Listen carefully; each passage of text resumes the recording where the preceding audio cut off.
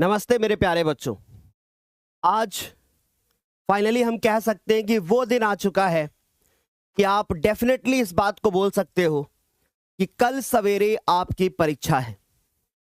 अब इस समय से लेकर के आने वाले 24 घंटे आपके लिए बहुत महत्वपूर्ण होने वाले हैं। ये 24 घंटे शायद इस बात को तय करेंगे कि आप कल कॉपी पर क्या लिखने वाले हो। बच्चों, आपने सब कुछ पढ़ा है, आपने बहुत मेहनत करी है, या आपने हो सकता है कि कुछ कम पढ़ा हो, परंतु एक बात हमेशा याद रखिएगा कि कोई कितना भी पढ़ा हो, किसी ने कुछ कम भी पढ़ा हो, लेकिन उसके 3 घंटे की जो लिखी गई कॉपी होगी वो उसका भविष्य तय करेगी और वो उसका परिणाम तय करेगी। ये 3 घंटे जो बच्चा अपना 100% दे करके कम आते हुए भी अगर अच्छी कॉपी लिख करके आ जाएगा तो उसकी मार्कशीट में नंबर ज्यादा चढ़े होंगे। इसका यह मतलब है सर कि अगर हमने मान लीजिए साल भर कुछ भी नहीं पढ़ा है, या मान लीजिए कि सर हमने कुछ कम पढ़ा है, या मान लीजिए सर हमने सब कुछ अच्छे से पढ़ा है, अंततः बात वहां पहुंचती है जब आप कॉपी लिखते हो। क्योंकि मैं आपको थोड़ा मोटिवेट करना चाहता हूं इस बात को लेकर के कि किसी भी टीचर को यह नहीं पता होता है कि वो बच्चा साल भर कितनी मेहनत करके आया है, उसने साल भर कितना पढ़ा है। यह बिल्कुल भी मायने नहीं रखता। मायने ये रखता है कि उन 3 घंटे में आपने कॉपी कैसे लिखी है। आज मैं आप सभी के सामने पिछले 13 से 14 साल का जो मेरा एक्सपीरियंस है, उस एक्सपीरियंस के आधार पे जहां पर हमने लाखों बच्चों को पढ़ाया है, लाखों बच्चों की कॉपियां हमारे द्वारा देखी गई है कि भाई बच्चा कैसे लिखता है, तो टीचर की क्या भावना होती है कि वो ज्यादा नंबर वो उस बच्चे को देता है, किस प्रकार से टीचर एक सोचता है। बहुत सारी चीजों के बारे में आज मेरे प्यारे बच्चों हम लोग यहां पर बात करने वाले हैं। हमारे साथ लगभग इस समय पर अभी 15-16 हजार बच्चे मात्र 1 से 1.5 मिनट के अंदर ज्वाइन हो चुके हैं, और मैं ये उम्मीद करूंगा कि यह संख्या अभी बढ़ती चली जाएगी और यह वीडियो भी लाखों बच्चों की मदद करेगा। चलिए बच्चों, फाइनली हम लोग चीजों को शुरू करते हैं। जितने भी पॉइंट हैं, चाहे वो हमारी ओएमआर भरने से लेकर के हो, चाहे हमारी कॉपी पर लिखने से लेकर के हो, चाहे पत्र लेखन हो, चाहे निबंध लेखन हो, या खंड काव्य हो, हम हर चीज के बारे में बात करेंगे। एमसीक्यू कैसे लिखना होता है, क्या उसका उत्तर कॉपी पर लिखना होता है, बहुत सारे जो आपके मन में डाउट हैं वो मैं सब कुछ इस वीडियो में क्लियर कर दूंगा। और आपसे एक छोटी रिक्वेस्ट भी करूंगा, कृपया इस वीडियो के बाद और कोई दूसरा वीडियो मत देखिएगा, अन्यथा आपको बहुत कंफ्यूजन होगी। समझ में आ गई बात? तो चलिए हम लोग फाइनली अब इस वीडियो को स्टार्ट करते हैं। चलो भाई, तो फटाफट से सारे बच्चे आ जाओ जो लोग भी हमारे साथ मौजूद हैं, और एक बार अपनी अटेंडेंस लगा दो। और अटेंडेंस कैसे लगानी है पता है ना आपको? अटेंडेंस कैसे लगानी है? अटेंडेंस लगानी है बच्चों आपको वीडियो को लाइक करके। तो फटाफट से जितने बच्चे हमारे साथ मौजूद हैं एक बार वीडियो सेशन को लाइक करके अटेंडेंस लगाएंगे अपनी।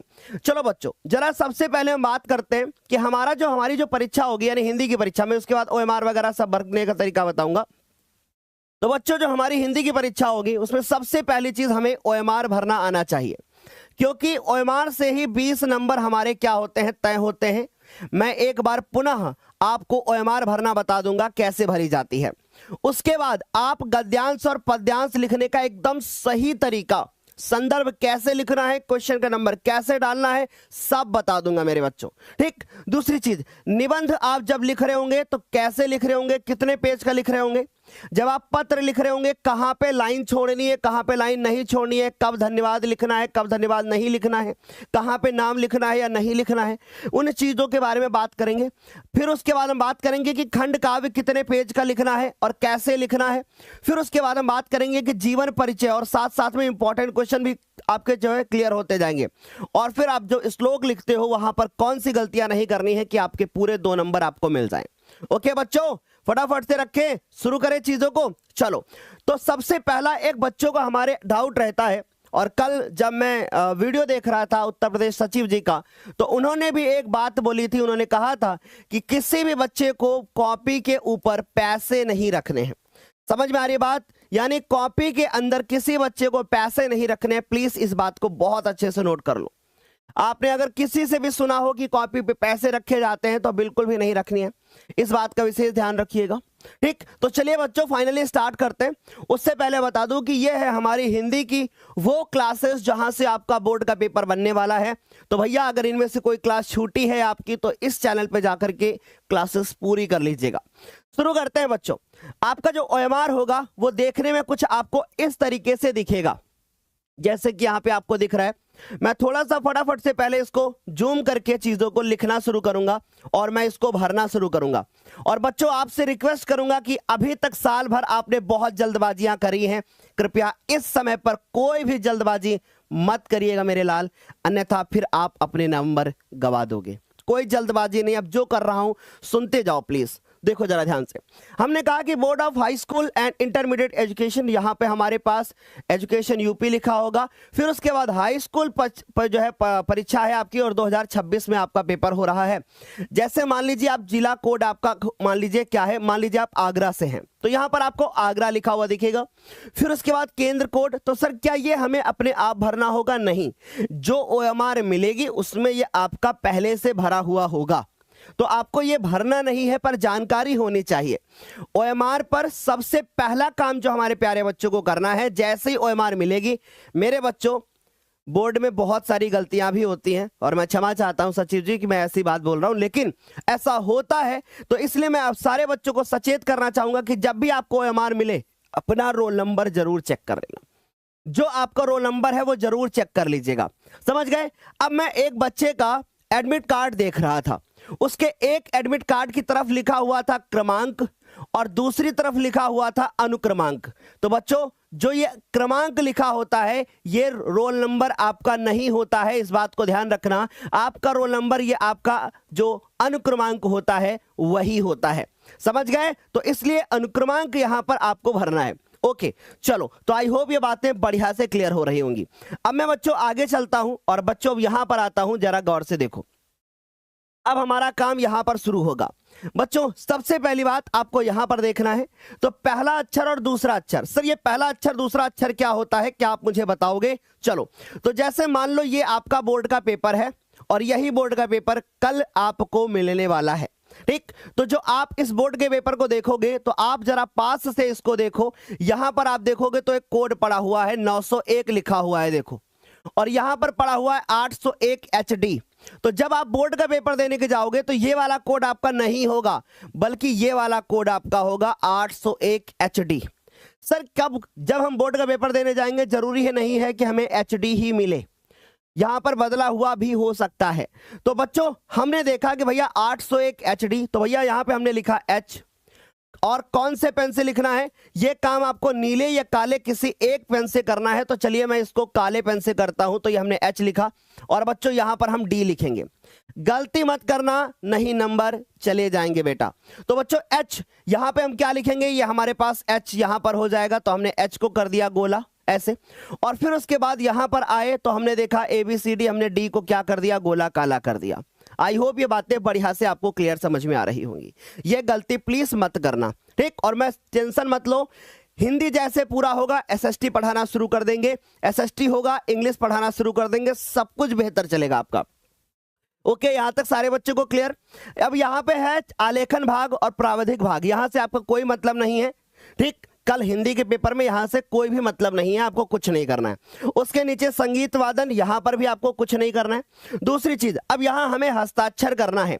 अब यहां पे हमारे पास कुछ ऑप्शंस आते हैं, प्लीज मेरी रिक्वेस्ट है ध्यान से समझना। देखो जरा गौर से, यहां लिखा है परीक्षार्थी के हस्ताक्षर, यहां लिखा है केंद्र व्यवस्थापक की मोहर, और यहां पे लिखा है कक्ष निरीक्षक के हस्ताक्षर। मेरे बच्चों जब आपकी यहां पर आपको OMR मिलेगी तो यहां पर मोहर लगा हुआ होगा, पहले से मोहर लगा हुआ होगा, ठीक? यहां पर आपको प्लीज कुछ भी नहीं करना है। फिर कक्ष निरीक्षक के हस्ताक्षर, यानी जो टीचर होगा आपके रूम के अंदर, इन्विजिलेटर जो भी होगा, उसके हस्ताक्षर यहां पर होंगे। और परीक्षार्थी के हस्ताक्षर, अब कुछ बच्चे बोलते हैं सर हिंदी में करूं कि अंग्रेजी में करूं, बहुत डाउट होता है, मेरी रिक्वेस्ट है प्लीज ध्यान से सुन लेना। एक एक पॉइंट जो है आपका डाउट क्लियर करूंगा और सारी कमेंट्स पे भी नजर है। ठीक, समझ गए? तो हमने क्या कहा, हमने यहां पे देखा, हमने कहा भाई परीक्षार्थी, तो क्या सर हम अपना नाम लिख सकते हैं? बिल्कुल, हम चाहें तो अपना शुद्ध हिंदी में ऐसे नाम लिख सकते हैं जैसे मैंने लिख दिया शिवम। सर मेरा नाम बहुत बड़ा है, तो भैया सिर्फ आप आगे का ही नाम लिख करके चले आओ। ठीक, तो सर शिवम और द्विवेदी, ये हमने ऐसे अपना नाम लिख दिया। तो आई होप ये बातें बहुत अच्छे से समझ में आई होंगी। अब मैं वापस चलता हूं और एक बार इसको रीचेक करता हूं। ये चीजें भरी हुई मिलेंगी, ये आपके 20 नंबर होंगे। अब ये कैसे होंगे मैं बताऊंगा। फिर उसके बाद यहां पे आपको पहला अक्षर दूसरा अक्षर भरना है। आई होप ये बात बहुत अच्छे से क्लियर हो रही होगी। नीचे इस तरह यहां पे कोई भी काम नहीं करना है। ओके, अब मैं यहां पर आता हूं और यहां पर समझता हूं कि क्या करना है। ठीक, अब आप बताओ सर क्या ये दो मुझे ओएमआर मिलेंगी क्या? नहीं, ये वाला जो भाग आप देख रहे हो ना, इसी के नीचे लगा हुआ होगा। लेकिन चूंकि अभी हमारा बोर्ड ऐसे फैला हुआ है तो हम इसको इस तरीके से नहीं लगा सकते थे। तो चलिए बच्चों, और दूसरी चीज मैं आपको बताता हूं। ये बच्चों हमारा कम से कम 10-12 सालों का एक्सपीरियंस है ना, जो मैं आपको ये बातें बता रहा हूं। जब से बोर्ड में ओएमआर आई थी तब से मैं ऑफलाइन पढ़ा रहा हूं, उसके पहले से 4 साल पहले से पढ़ा रहा हूं, तो इसका बहुत अच्छे से एक्सपीरियंस है। बिल्कुल भी टेंशन मत लो बेटा। अब आते हैं हम यहां पर, ध्यान से देखते हैं। तो हमने क्या देखा, अगर हम ध्यान से देखें तो हमें क्या पता चल रहा है, ये इस तरीके से ओपन होगा। तो सब बच्चों यहां पर आपको अभी कुछ नहीं करना है, बताऊंगा मैं क्या करना है। यहां पे आपको हस्ताक्षर सेम टू सेम वही करने हैं। अब एक बच्चा पूछ रहा था मेरे से कि सर हमने जो हस्ताक्षर करे थे वो हस्ताक्षर पहले दूसरे किए थे, अब दूसरे कर रहे हैं। तो इसमें घबराना नहीं है। अगर आप हस्ताक्षर बदल भी जाते हैं पहले की तुलना में तो आप टेंशन मत लेना, इससे कोई भी दिक्कत नहीं होगी, पर हस्ताक्षर आपके यहां पर होने चाहिए। बढ़िया, सारे बच्चों को क्लियर? अभी मैं रोल नंबर वगैरह भी सब बताऊंगा। फिर उसके बाद देखो, पहला अक्षर और दूसरा अक्षर। बच्चों अभी हमारा अक्षर क्या था, एच और डी, तो हम यहां पर एच डी भर देंगे। यहां हमें कोई काम करना नहीं है, तो काटना पीटना भी नहीं है, इस बात का भी ध्यान रखना है। फिर यहां पर मोहर लगी होगी, यहां पे परीक्षार्थी, है ना। चलो आप गौर से समझो। मान लो आपने क्या किया, ओएमआर को भरना शुरू किया। अब कैसे भरोगे? मान लीजिए पहले का आपका बी उत्तर सही है, मेरी बात बहुत ध्यान से सुनिएगा। मान लीजिए कि पहले का आपका बी उत्तर सही है, तो आप पहले में यहां पर आप बी गोला जो है वो क्या कर दोगे, काला कर दोगे। कैसे काला करोगे पता चला ना। पहले का अगर आपका बी सही है तो पहले में यहां पर बी गोला काला करोगे। अब मान लीजिए दूसरे में आपका सी सही है, तो सर दूसरे में आपने गोला सी काला कर दिया। पर कब भरोगे वो मैं भी बताऊंगा। जल्दबाजी करोगे नंबर बच्चों आपके चले जाएंगे, बहुत ध्यान से सुन लो। तो पहले वाले में हमने बी भरा तो हमने यहां पे बी लिख दिया, और यहां पे हमने सी भरा तो हमने सी लिख दिया। इस तरीके से भरते हुए हमें यहां पर आते हुए इस तरीके से भरना है। सर मान लीजिए कि अगर हम इसको भरना भूल जाएं तो बेटा फिर ये वीडियो क्यों देख रहे हो? आप अगर इस वीडियो को देख रहे हो ना मेरे बच्चे, तो जाहिर सी बात है कि सारे नियम कानून बता रहा हूं ना, और बच्चों बस ऐसे फॉलो करके आना। अच्छा सर ये क्यों भरवाते? या इसलिए कि मान लो इसको आपकी जो ओएमआर मशीन होती है वो मान लो इसको ना चेक कर पाए, तो कम से कम यहां से टीचर मैनुअली नंबर आपको दे देगा। बढ़िया, समझ गए बहुत अच्छे से। अच्छा, अब हमारे बच्चों को एक बहुत ज्यादा बड़ा डाउट आता है।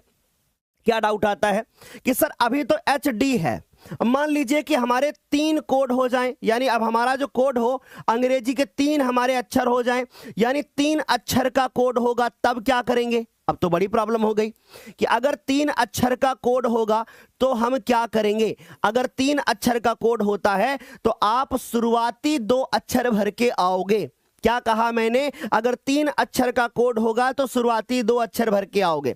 और वैसे आप टेंशन मत लो, अगर आपको कहीं पर भी डाउट लगता है कि कोई चीज नहीं समझ में आ रही है, जहां पर आप बैठे होंगे ऐसे हाथ उठाएंगे और पूछेंगे सर मुझे डाउट है प्लीज बता दो। क्या यहां तक सारे बच्चों को क्लियर हो गई इतनी बात? बहुत अच्छे से क्लियर ना? हाँ, मैं आपकी सारी बातों को बहुत अच्छे से समझता हूं। जो भी वीडियो की आपकी डिमांड होती है मैं सब लेकर के आता हूं। अभी एक वीडियो और बाकी है जो मैं हर साल लेकर के आता हूं, और वो वीडियो भी लेकर के आऊंगा, तुम बिल्कुल टेंशन मत लो, आज ही आएगा वो। ठीक, तो आई होप ये बात बहुत अच्छे से क्लियर हो रही होगी। ये आपका ओएमआर सीट जो है पूरी तरीके से भर चुका है, हमने एचडी वगैरह सब कर दिया। अब मैं सीधे चलता हूं दूसरे पेज पर, यहां से सारे डाउट क्लियर। अब जब आप कॉपी पर पहुंचोगे, जब आपकी मेन हार्ड कॉपी आएगी जिस पे आप लिखना शुरू करोगे, तो बच्चों पहले जो बोर्ड की कॉपी हुआ करती थी वो ऐसे हुआ करती थी, अब बोर्ड ने कॉपी ऐसे कर दी है। तो अब ऐसी टेंशन नहीं है कि हमें कितने पेज भरना है, भरना उतना ही है। अगर एक पेज का जीवन परिचय पहले लिखा जाता था तो वो ऐसे लिखा जाता था, एरिया तब भी वही होता था, एरिया तब भी वही है, बस केवल पहले ऐसे लिखते थे, अब ऐसे लिखेंगे। समझ गए? इससे बेनिफिट है, आपको ज्यादा लंबा खींचना हाथ नहीं पड़ेगा, एक ही जगह से लिखते हुए चले जाओगे। ठीक, तो बच्चों जब आप हार्ड कॉपी मिलेगी तो कुछ पहला पेज ऐसा होगा और दूसरा पेज ऐसा होगा, 2 पेज होंगे उसके, यानी ये पेज नंबर 1 होगा और ये पेज नंबर 2 होगा। अब यहां पर आपको क्या करना है, प्लीज मेरी बात को ध्यान से समझना। तो ये रहा हमारे पास पेज का वो भाग जहां पर आपको नामकरण या जो भी चीजें हैं वो सब आपको करनी है। मैं पुनः आपको एक बात बहुत प्यार से बताना चाहता हूं, बहुत ध्यान से समझना। अब जो आपका रोल नंबर है वो कितने अंकों का है? वो रोल नंबर आपका 10 अंकों का है।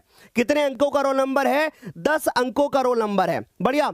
और अगर आपकी सारी इच्छाओं की पूर्ति मैं कर पा रहा हूं तो एक बार इस वीडियो की लिंक को कॉपी करके अपने सारे दोस्तों के साथ भेज दो और प्लीज इस वीडियो को लाइक और शेयर कर दो। जो भी यहां पे 27-28 हजार बच्चे मौजूद हैं, सारे बच्चे वीडियो को एक बार लाइक और उसके बाद हो सके तो इस वीडियो को शेयर कर देना, क्योंकि बेटा ये जो मेहनत हो रही है ना, आज रात में 1 सेकंड भी नहीं सोया हूं, 1 सेकंड भी आज रात में सोया नहीं हूं, है ना। तो चलो देखो, तो सबसे पहले क्या काम करना है कि आपको परीक्षार्थी का अनुक्रमांक भरना है। अब 10 अंकों का आपका रोल नंबर होता है, तो आपको कैसे भरना होगा, ध्यान से देखो। आपको भरना होगा 1, फिर 2, फिर 3, फिर 4, 5, 6, 7, 8, 9 और उसके बाद 0 मान लो 10 अंकों का रोल नंबर है। ऐसे ही साफ सुथरा भरना है, जरा सा भी कहीं पर काटा पीटी नहीं करनी है। पर फिर मन में सवाल आया, सर अगर ये रोल नंबर हमसे गलत हो गया तब क्या करेंगे? तो भाई फिर बताता हूं, व्हाइटनर वगैरह का इस्तेमाल नहीं करोगे, आप अपने टीचर को बुलाओगे और उससे बोलोगे कि सर मेरे से गलती हो गई है। और उसके बाद अब मैं आपको एक ऐसा तरीका बताने वाला हूं जिसके बाद ये गलती तो होगी ही नहीं। क्या तुम चाहते हो कि वो तरीका बता दूं कि ये गलती हो ही ना? बोलो बता दूं क्या? बोलो बता दूं। पर ये तरीका सिर्फ और सिर्फ तुम हिंदी के पेपर में फॉलो करोगे, 1% गलती नहीं होगी। सुनो, पहली बार परीक्षा देने जा रहे हो ना, इसलिए आपको बस एक बात ध्यान रखनी है कि अगर आप पहली बार देने जा रहे हो तो प्लीज इन चीजों को पहले कैसे भरोगे? पहले आप पेंसिल से भर लेना। कैसे भरोगे? पहले आप पेंसिल से भर लेना। ये आपको कोई नहीं बताएगा, मैं बता रहा हूं। पहले आप पेंसिल से भर लेना, ठीक। और पहले मैंने क्या कहा? पेंसिल से भरना। और पेंसिल से भरने के बाद फिर क्या करना?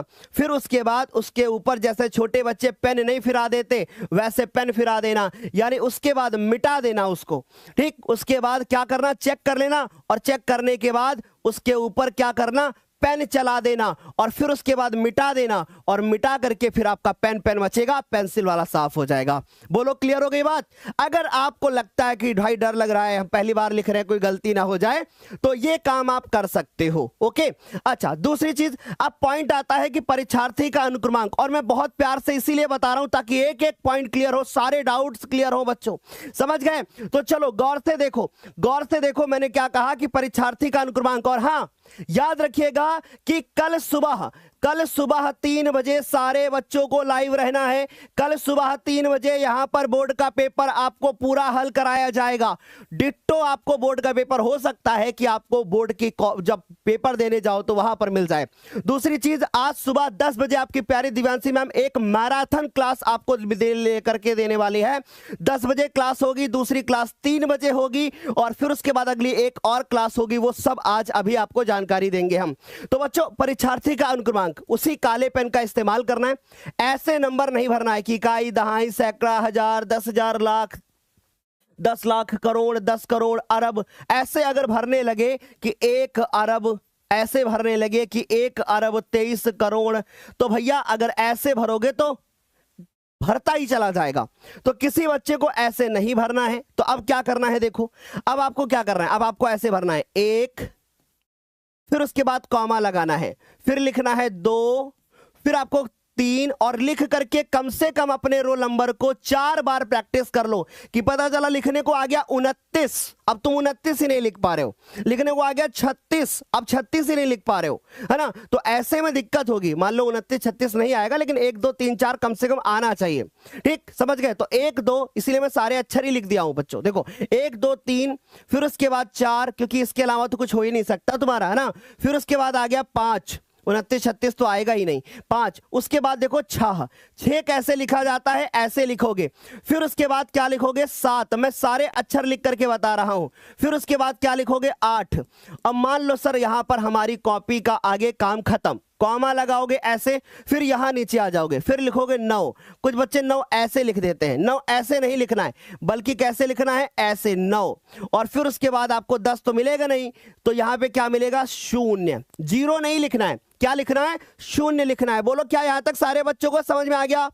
एक बार फटाफट से बताओ, बढ़िया ना एकदम। हाँ, क्या ब्लैक पेन से भरेंगे? बिल्कुल ब्लैक पेन से भरेंगे। कुछ बच्चे कह रहे हैं सर इतना तो हमको आता ही है। मैं जानता हूं तुमको आता है, लेकिन बहुत सारे बच्चों को नहीं आता है ना। बहुत सारे बच्चों को नहीं आता है, क्योंकि जब जब पेपर पास आता है जियरा घबराता है, पर तुम्हारा जियरा नहीं घबराएगा, हम तुम्हारे साथ हैं। चलो यहां तक क्लियर हो गई बात।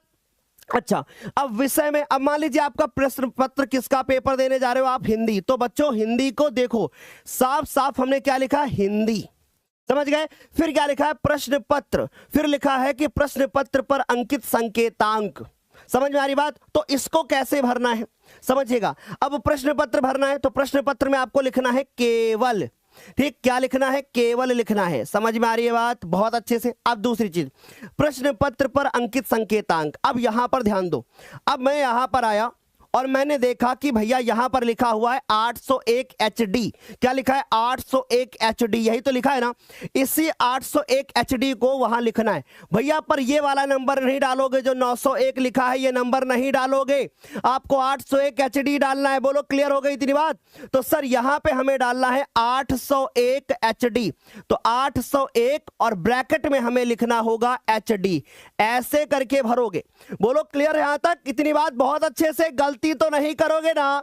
बढ़िया। सर आधार कार्ड लेकर के जाना है क्या? बिल्कुल, अगर आपके पास आधार कार्ड है तो रख लीजिएगा अपने एडमिट कार्ड पे, मान लो अगर जरूरत पड़ेगी। ऐसे फिलहाल बोर्ड ने कोई नोटिस नहीं दी है, तो घबराइए मत। ठीक, फिलहाल मैंने बता दिया। अब देखो परीक्षा का दिन, अब बच्चों पेपर कब देने जा रहे हो आप? बुधवार को। तो बुधवार कैसे लिखा जाता है पहले वो देख लो। क्या होता है, बुधवार होता है। कुछ बच्चे लिखते हैं ऐसे, बुधवार।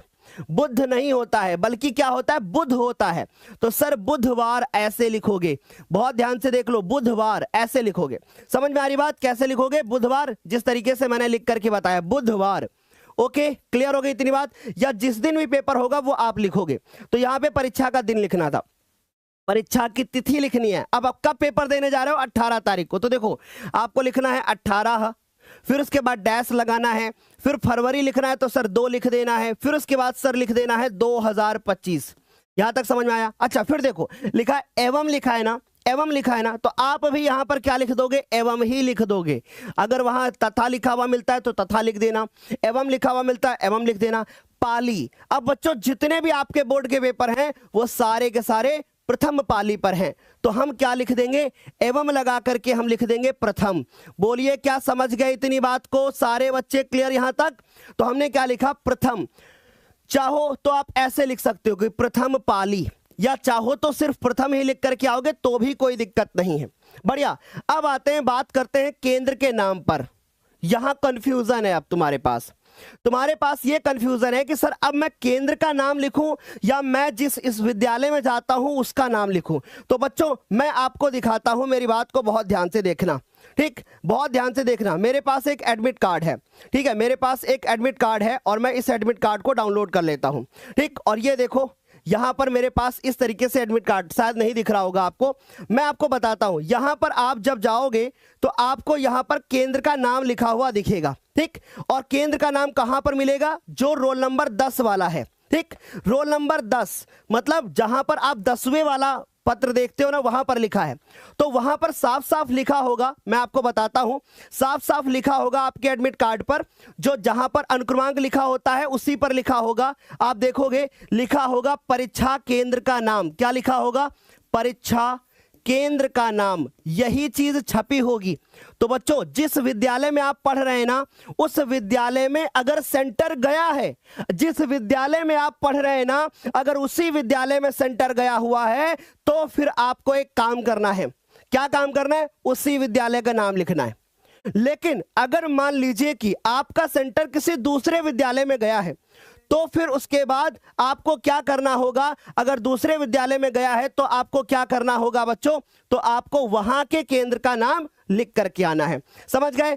अभी भी मैं 2025 की दुनिया में जी रहा हूं लाला, ठीक है? इसलिए मैं हर बार जब भी आप नोटिस करते होंगे, मैंने जब भी लिखने का तरीका बताया हर बार 25 कर दिया है।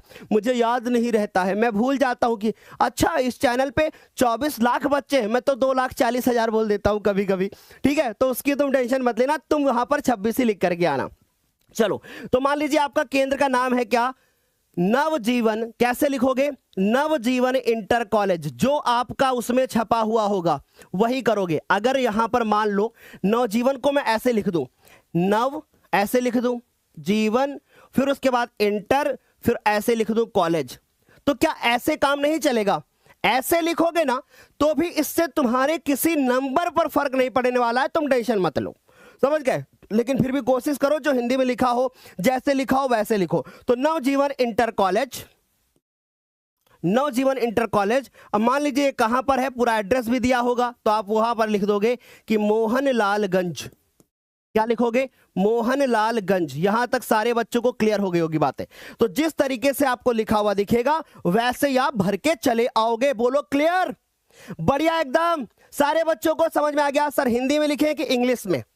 हिंदी में लिखे कि इंग्लिश में? तो बेटा आपको हिंदी भाषा में लिखना है, चाहो तो आप इंग्लिश में भी लिख सकते हो। समझ में आ गई बात?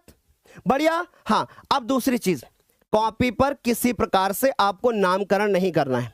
कहीं पर कॉपी पे देखो नाम आया नहीं ना, तो तुम्हें नामकरण नहीं करना है। चलो, तो इस तरीके से हमने पेज भरना सीख लिया। अब मैं सीधे आता हूं और मैं आपको सिखाता हूं कि आपको कैसे ओएमआर, बच्चों देखो, पढ़ाई करने से ज्यादा अगर कोई चीज जरूरी है ना, तो वो यही चीज जरूरी है कि तुम्हें कॉपी लिखना आना चाहिए। पढ़ाई लिखाई तो साल भर से चल रही थी, अब मेन काम है तुम्हें कॉपी लिखना। जिसने कॉपी लिखना नहीं सीखा उसने नंबर गवा दिए। ठीक, तो अब बच्चों ध्यान से सुन लो। तो मान लो आपको बोर्ड का पेपर मिलेगा, देख लिया आपने, इसमें 20 बहुविकल्पी होंगे। क्या करोगे मैं बताता हूं।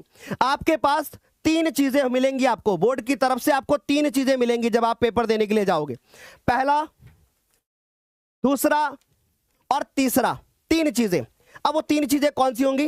पहले आपको एक ओएमआर मिलेगा, जैसे कि ये देखो ओएमआर मिलेगा, फिर एक आपको बोर्ड की तरफ से पेपर मिलेगा और एक आपको कॉपी मिलेगी। 3 चीजें आपको बोर्ड की तरफ से मिलेंगी, चौथी कुछ नहीं मिलेगी।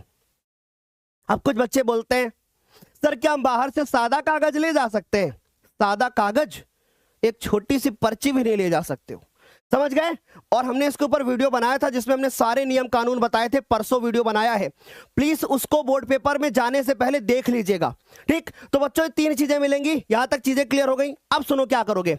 इनमें से सबसे पहले आप अपनी कॉपी को नीचे लगा लोगे, सबसे नीचे कॉपी, फिर उसके बाद दूसरे नंबर पे आप ओएमआर रख लोगे और तीसरे नंबर पे आप अपना बोर्ड का जो पेपर मिलेगा वो रख लोगे। ठीक, और एक हाथ में पेंसिल पकड़ोगे, पकड़ लिया पेंसिल, और इतना करने के बाद अब क्या करना है कि आपको जो भी आपके आंसर्स हैं, पहले का पहला सही था तो पहले के पहले पे छोटा बिंदु लगा दोगे। कैसे लगा दोगे? पेंसिल से, पेंसिल से एक छोटा सा बिंदु लगा दोगे, ऐसे यहां पर ऐसे बिंदु लगा दोगे। टीचर को भी नहीं पता चलेगा कि आपने बिंदु लगाया है। समझ गए? सर फिर क्या हम ओएमआर में इसको भर देंगे फट से? ना, यही तो तुम्हारी गलती हो जाएगी अगर तुमने ओएमआर पे भरना शुरू किया। अब क्या कर रहे हैं? अब दूसरे क्वेश्चन पे जाओ, दूसरे क्वेश्चन को भी ऐसे कर लो। दूसरे का मान लीजिए आपका डी सही था, डी कर लिया। तीसरे का मान लीजिए बी सही था, बी कर लिया। चौथे का सी सही था, सी कर लिया। ऐसे करते करते करते करते सबसे पहला काम क्या करोगे? सबसे पहले क्या करोगे? पहले 20 आपके जो उत्तर होंगे वो निकाल लोगे, है ना। पहले 20 उत्तर का पता लगा लो, पहले 20 उत्तर का पता लगा लो। जब आप पहले 20 उत्तर का पता लगा लोगे तो समझो मेन काम आपका हो गया। समझ गए? मेन काम आपका हो चुका है। अब क्या करना है? अब फिर से आपको बगल में रखनी है क्या? OMR sheet. जो अगर आप राइट हैंड से लिखते हो तो इधर राइट हैंड की तरफ आपकी ओएमआर सीट होनी चाहिए, इधर पेपर। बहुत टाइम बचेगा, अन्यथा परेशान रहोगे। मैंने क्या कहा? ओएमआर बचे रहेगी। अब आप देखोगे कि पहले का सी सही था, तो बहुत ध्यान से आप अपने पहले पेज पर पहुंचोगे, बहुत ध्यान से, और ऐसे खिसकाते हुए कि भैया पहले का सी सही था। और जब आप भरोगे तो ध्यान से सुनना मेरी बात को, कैसे भरोगे? गोला बाहर से काला करते हुए आना है। मान लीजिए पहले का सी सही था, दूसरे का भी मान लो अगर सी सही था, तो बाहर से गोला काला करते हुए आना। यानी अगर सोचो, इमेजिन करो कि आपका ओएमआर का गोला इस तरीके से है, तो इसको भरने का जो सही तरीका होता है वो ये होता है कि आप बाहर से ऐसे गोला काला करते हुए आओ, पहले ऐसे बाहर से। तो अभी आपका हाथ ना सेंटर की तरफ भागता है, तो इससे आपका समय बचेगा। देखो कितना फास्ट हो रहा है। लेकिन अगर मैं इसी चीज को ऐसे कर रहा होता, ऐसे कर रहा होता, तो देखो घिचपिच हो जाएगा, पर सही से भर नहीं पाएगा। तो बच्चों ट्राई करो कि आप बाहर से गोला काला करते हुए आप ऐसे सेंटर की तरफ भागने की कोशिश करो, गोला बहुत अच्छा भरेगा। समझ गए? क्लियर हो गई बात? अच्छा, जब आपने 20 को भर लिया तो भरते समय एक गलती नहीं करनी है, और वो गलती अब ध्यान से सुनो। सबसे पहले कुछ बच्चे सीधे भरते हुए चले जाते हैं, लेकिन पहले आप एक बार देखो, अच्छा तीसरे का ही ऐसे पेंसिल फिराओ उस पे कि हाँ तीसरे का है, फिर आप तीसरे के डी पे आओ, तब गोला काला करो। ऐसे हाथ जाना चाहिए कि अच्छा चौथे का ए, अच्छा पांचवें का सी। तो इधर से इधर, ऊपर से नीचे नहीं आओगे, इधर से इधर जाओगे। जब आप ऊपर से नीचे, छोटी छोटी बारीकी बता रहा हूं जहां से नंबर आपके बढ़ते हैं। अगर आप ऊपर से नीचे आओगे गलत कर दोगे। साइड से जाओ, इधर से चेक करो ऐसे कि अच्छा सातवें का सी सही है। ये गलती आपको ऊपर से नीचे नहीं आना है, बल्कि इधर से इधर जाना है। बढ़िया, क्लियर? एक बार फायर इमोजी के साथ बता दो, फायर इमोजी के साथ बता दो। क्या सर हम ट्रांसपेरेंट बैग ले जा सकते हैं? नो, आप ट्रांसपेरेंट कोई भी चीज लेके जा सकते हो, पर कोई भी चीज ऐसी नहीं होनी चाहिए जिसपे कुछ लिखा पढ़ा हो। ठीक, तो 20 उत्तर हो गए आपके, 20 अंक पक्के हो गए। इतना करने के बाद फिर आपको फटाफट से आना है और तुरंत ही ये सारे काम आपको कंप्लीट कर लेने हैं। बढ़िया, बस अब ओएमआर को रखना है सबसे पीछे कॉपी के, और अब तुम्हें बोर्ड में बी कॉपी लिखना शुरू करना है। अब सुनिए, अब यहां पर मैं थोड़ा पहले आपको गाइड करूंगा और रिक्वेस्ट करूंगा, सारे नियम कानून तुम फॉलो कर लेना। फिर तुम बोर्ड पेपर को देख के आओगे ना, फिर तुम बोलोगे यार सच में जो बात सर ने बोली थी उसको फॉलो कर लिया, बोर्ड एग्जाम में हम बहुत अच्छा करके आए हैं। ठीक, अब सुनिए मेरी बात को गौर से। जब आप कॉपी लिखने के लिए जाओगे, सबसे पहले ओएमआर भरते ही साइड में रखोगे और एक लंबी सी गहरी सी सांस लोगे। जब आप एक लंबी सी गहरी सी सांस लोगे, आप बहुत रिलैक्स फील करोगे। अगल बगल नहीं देखोगे, चुपचाप एक लंबी सी गहरी सी सांस लोगे। समझ गए? लंबी सी गहरी सी सांस लोगे, तुम्हारे अंदर एक आवाज आएगी कि तुम बहुत अच्छा कर ले गए। ठीक, और ये जो मैंने आपको बताया कि कितनी देर में ये भरोगे, मैं उसके लिए आपको आज ही एक वीडियो दूंगा जिसमें मैं टाइम मैनेजमेंट के बारे में बताऊंगा। कितनी देर में क्या चीज तुम्हारी हो जानी चाहिए, एकदम बिल्कुल उसी समय पे तुम्हारा सब कुछ समाप्त भी होगा। तो चलिए भाई, अब यहां पर बात आती है कितने, 50 अंक की। तो भैया अब हमें धैर्य तो रखना होगा ना, क्योंकि टीचर जब हमारी कॉपी को चेक करे ना, तो बेशक बीबी से लड़के आया हो, बेशक बीबी से लड़के आया हो, लेकिन वो नंबर तुम्हें भरपूर देके जाएगा, ये हमारा वादा है आपसे, अगर मेरे इस बताए हुए रूल को फॉलो किया। चलो, तो कॉपी आपकी कुछ ऐसी होगी, सीधी सीधी खड़ी खड़ी।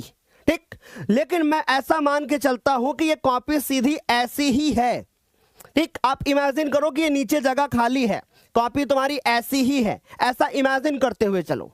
ठीक, अब जब तुम पेपर देखोगे, मैं हर चीज बताऊंगा, जब पेपर देखोगे तो पेपर के ऊपर यह प्रश्न छपा हुआ होगा।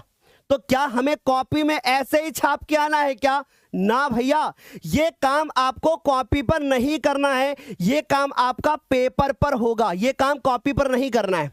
बढ़िया, अन्यथा आपका सारा टाइम चला जाएगा। तो सर अब हमें क्या करना है, क्या करना है? मैं हूं ना। अब सुनो, ये काम कॉपी पर नहीं करना है, ये कॉपी पर नहीं लिखना है, कॉपी पर नहीं लिखना है। तो अब कैसे शुरुआत करनी है, बी कॉपी की शुरुआत कैसे करना है, ठीक कैसे करना है बताओ मुझे सर। ऐसे करना है, ऐसे करना है बी कॉपी की शुरुआत। सबसे पहले पेज के ऊपर एक काले स्केच पेन से या फिर काले जेल पेन से, क्या कहा गुरुदेव आपने? आपने कहा कि काला जेल पेन। मैंने क्या कहा? काला जेल पेन, काला जेल पेन, या आप कोई भी पेन ले सकते हो, कोई जरूरी नहीं काला जेल ही हो। काला जेल पेन या फिर आपके पास ब्लैक कलर का कोई भी एक स्केच पेन होना चाहिए। समझ गए? या तो ये हो जाए या तो ये हो जाए। आपने डाला खंड बा और फिर डाला वर्णनात्मक प्रश्न। क्लियर? ऐसे लिखने से टीचर को पता चलेगा कि इस बच्चे को ज्ञान है, ठीक, और ज्ञान ही दिखाना है तुम्हें। फिर आपने लिखा प्रश्नोत्तर संख्या 1। अब देखो यहां पर देखोगे तो आपको लिखा हुआ दिखेगा कि यह प्रश्न कैसा था, पहला प्रश्न था, और इसके अंदर आ, बा और सा नंबर यहीं जाते हैं तुम्हारे। आ, बा और सा आपको दिख रहे हैं, आ, बा और सा, 3 प्रश्न दिख रहे हैं, ठीक। तो आप जब लिखोगे तो ऐसे लिखोगे, प्रश्नोत्तर संख्या 1, ठीक। फिर आप यहां डालोगे आ, फिर यहां डालोगे बा, और फिर यहां डालोगे आप सा। पर मैं आपको बताता हूं एक सॉलिड तरीका। सर हमारे टीचर को कैसे पता चलेगा कि मैं कौन सा गद्यांश करके आया हूं? क्योंकि सर हमारे प्रश्नोत्तर 1 में तो 2 गद्यांश आते हैं, तो क्या मैं अथवा करके डालूं या फिर प्रश्नोत्तर संख्या 1 करके डालूं? गौर से सुनोगे, बहुत ध्यान से सुनोगे। प्रश्नोत्तर संख्या 1 आपने डाल लिया, ठीक। फिर आपने देखा कि हमारे पास 2 गद्यांश थे। अब आपने एक गद्यांश पे क्या लिखा कि भैया आपने देखा कि लिखा था हे भगवान तब। शुरुआत के 3 अक्षर, मेरी बात से ध्यान से सुनो, सॉरी, शुरुआत के 3 शब्द, शुरुआत के 3 शब्दों को आपको लिखना है कम से कम। सर 2 लिखेंगे तो कोई दिक्कत नहीं है, पर शुरुआत के 3 शब्द और उसके बाद इधर भी अंत के 3 शब्दों को लिखना है, ठीक। और सर ये जो शब्द हमारे होंगे ये कहां पर होंगे, कैसे होंगे? तो मेरी बात बहुत ध्यान से सुनो, और जितने बच्चे यहाँ पे 37-38 हजार बच्चे लाइव हैं, इन सारे 38 हजार बच्चों को इस वीडियो को लाइक करना है। और आपकी प्यारी दिव्यांशी मैम आज रात भर जग करके उन्होंने जो बोर्ड के पेपर को हैक करके पूरी तैयारी की है ना, उसको डिलीवर करने के लिए 10 बजे आ रही है। 10 बजे सारे बच्चों को लाइव जुड़ना है मैम की क्लास में। तो हमने क्या बताया कि हे भगवान डैश डैश डैश डैश अंधा बना रही है, ये बात सारे बच्चों को क्लियर। फिर ये लाइन लिखने के बाद फिर आप लिखोगे संदर्भ। क्या लिखोगे? संदर्भ लिखोगे। अब ये आ जाओ तो यहां भी लिख सकते हो, चाहो यहां भी लिख सकते हो, ठीक, क्योंकि सर आ तो इसी का होगा, पर आप शुरुआत वहीं से कर दो, कोई दिक्कत नहीं। फिर देखो आप अब बताते हैं जहां पर तुम संदर्भ में सबसे बड़ी गलती करके आते हो, जहां से नंबर कटते हैं। मैं एक एक पॉइंट के बारे में बात कर रहा हूं, कृपया ध्यान से सुनो। आप लिखोगे प्रस्तुत गद्यांश। अब यहां पर सबसे बड़ी गलती होती है बच्चों से, वो रट के बैठे होते हैं, ये गद्यांश है पद्यांश से ध्यान नहीं देते। कृपया यहां पर बहुत ध्यान से सुन लो, ध्यान दीजिएगा। अगर आपसे बोर्ड के एग्जाम में यहां पर क्या लिखा हुआ था, अगर आप ध्यान से देखो तो यहां पर क्या लिखा हुआ था, यहां लिखा हुआ है गद्यांश, तो मेरे लाल यहां पर भी गद्यांश लिखोगे। अगर यहां लिखा होता पद्यांश तो यहां पर भी आप पद्यांश लिखोगे, ठीक। मान लो यहां पर गद्यांश लिखा है तो आप गद्यांश लिखोगे। अगर ये पद्यांश होता तो यहां पर पद्यांश होता, फिर आप पद्यांश लिखते। समझ गए? क्लियर हो गई बात? ये गलती सबसे होती है और बहुत जेन्युइन है। अरे सर हम पढ़ाकू बच्चे, हमसे नहीं होती। हाँ भाई तुम पढ़ाकू बच्चे हो ना, सब तो नहीं है बेटा, और तुमसे भी गलती हो सकती है, इसलिए ध्यान से सुनो। प्रस्तुत गद्यांश हमारी पाठ्य पुस्तक के गद्य खंड में, कहा गद्य खंड में संकलित ममता नामक पाठ से लिया गया है। 4 बातें होती हैं जो टीचर चेक करता है। 4 बातें होती हैं जो टीचर चेक करता है। बताता हूं कौन सी बातें होती हैं। पहली बात कि टीचर तुम्हारी कॉपी को देखते ही सबसे पहली नजर उसकी जाती है कि गद्यांश है कि पद्यांश। दूसरी नजर जाती है कि आपने गद्य खंड लिखा है कि काव्य खंड लिखा है। समझ गए? अगर पद्यांश है तो काव्य खंड लिखोगे। अब बताओ सर ये तुम्हें टीचर कौन से सब्जेक्ट का दिख रहा है? जल्दी मुझे टाइप करके बताओ, ये टीचर तुम्हें कौन से सब्जेक्ट वाला दिख रहा है? इतना डीप नॉलेज किसको होगा? तो हमने क्या कहा कि भैया गद्य खंड। फिर उसके बाद मेरे बच्चों हमने क्या लिखा, यहां पे लिखा ममता। ठीक, और ध्यान से सुनो, हम यहां पर इन्वर्टेड कॉमा लगाएंगे मेरे प्यारे बच्चों। ठीक है, यहां पर इन्वर्टेड कॉमा का इस्तेमाल करेंगे, सिंगल इन्वर्टेड कॉमा। बोलो क्लियर? बढ़िया। फिर उसके बाद यहां पर जैसे गद्यांश है तो नहीं लगाने की जरूरत है। फिर उसके बाद इसके लेखक। अब ध्यान से सुनो, टीचर की नजर फिर से कहां जाएगी, यहां पर जाएगी कि आपने लेखक लिखा है या आपने कवि लिखा है। तो अगर पद्यांश होगा तो आपको कवि लिखना है, और अगर लेखक होगा तो आपको क्या लिखना है बच्चों? फिर आपको लिखना है यहां पर लेखक को लेखक, कवि को कवि। लेकिन अब सुनिएगा, अगर गद्यांश है तो लेखक लिखना है और पद्यांश है तो कवि लिखना है। लेकिन सर एक बात बताओ, अगर महादेवी वर्मा होगा तब तो क्या लेखक लिखेंगे? लेखिका लिखेंगे। समझ गए? अगर एक एग्जाम्पल बता रहा हूं कि अगर महिला का नाम है, ठीक, तो आप क्या लिखोगे? लेखिका। या फिर आप लिखोगे कि भैया आप अगर लेखक वहां लिख के आते हो तो नंबर नहीं कटेगा, लेकिन कवित्री जरूर होना चाहिए कि भैया इसकी कवित्री डैश जी हैं। इस बात का प्लीज ध्यान देना, नहीं नंबर कट जाएंगे। लेखक, लेखिका, कवि, कवित्री। डन। अब तो तुम्हें कोई दिक्कत नहीं ना? बोलो बढ़िया से क्लियर हो गई इतनी बात? तो यहां से नंबर आपके जो कटने थे वो अब नहीं कटेंगे। दूसरी चीज, अब यहां पर आ जाओ, इसको ध्यान से देखो, ध्यान से देखो। अब यहां पर आपको क्या ध्यान रखना है कि इंपॉर्टेंट चीज है कि केवल आपको रेखांकित अंश की ही व्याख्या करना है, केवल आपको रेखांकित अंश की ही व्याख्या करना है। अब कुछ बच्चे क्या करते हैं, पूरे की व्याख्या कर देते हैं। भाई पूरे की नहीं करनी है, सिर्फ यहां से लेकर के यहां तक की ही व्याख्या आपको लिखनी है। ठीक, यहां से यहां तक की ही व्याख्या आपको लिखनी है, बस इसमें क्या कहा गया है उसको लिखना है।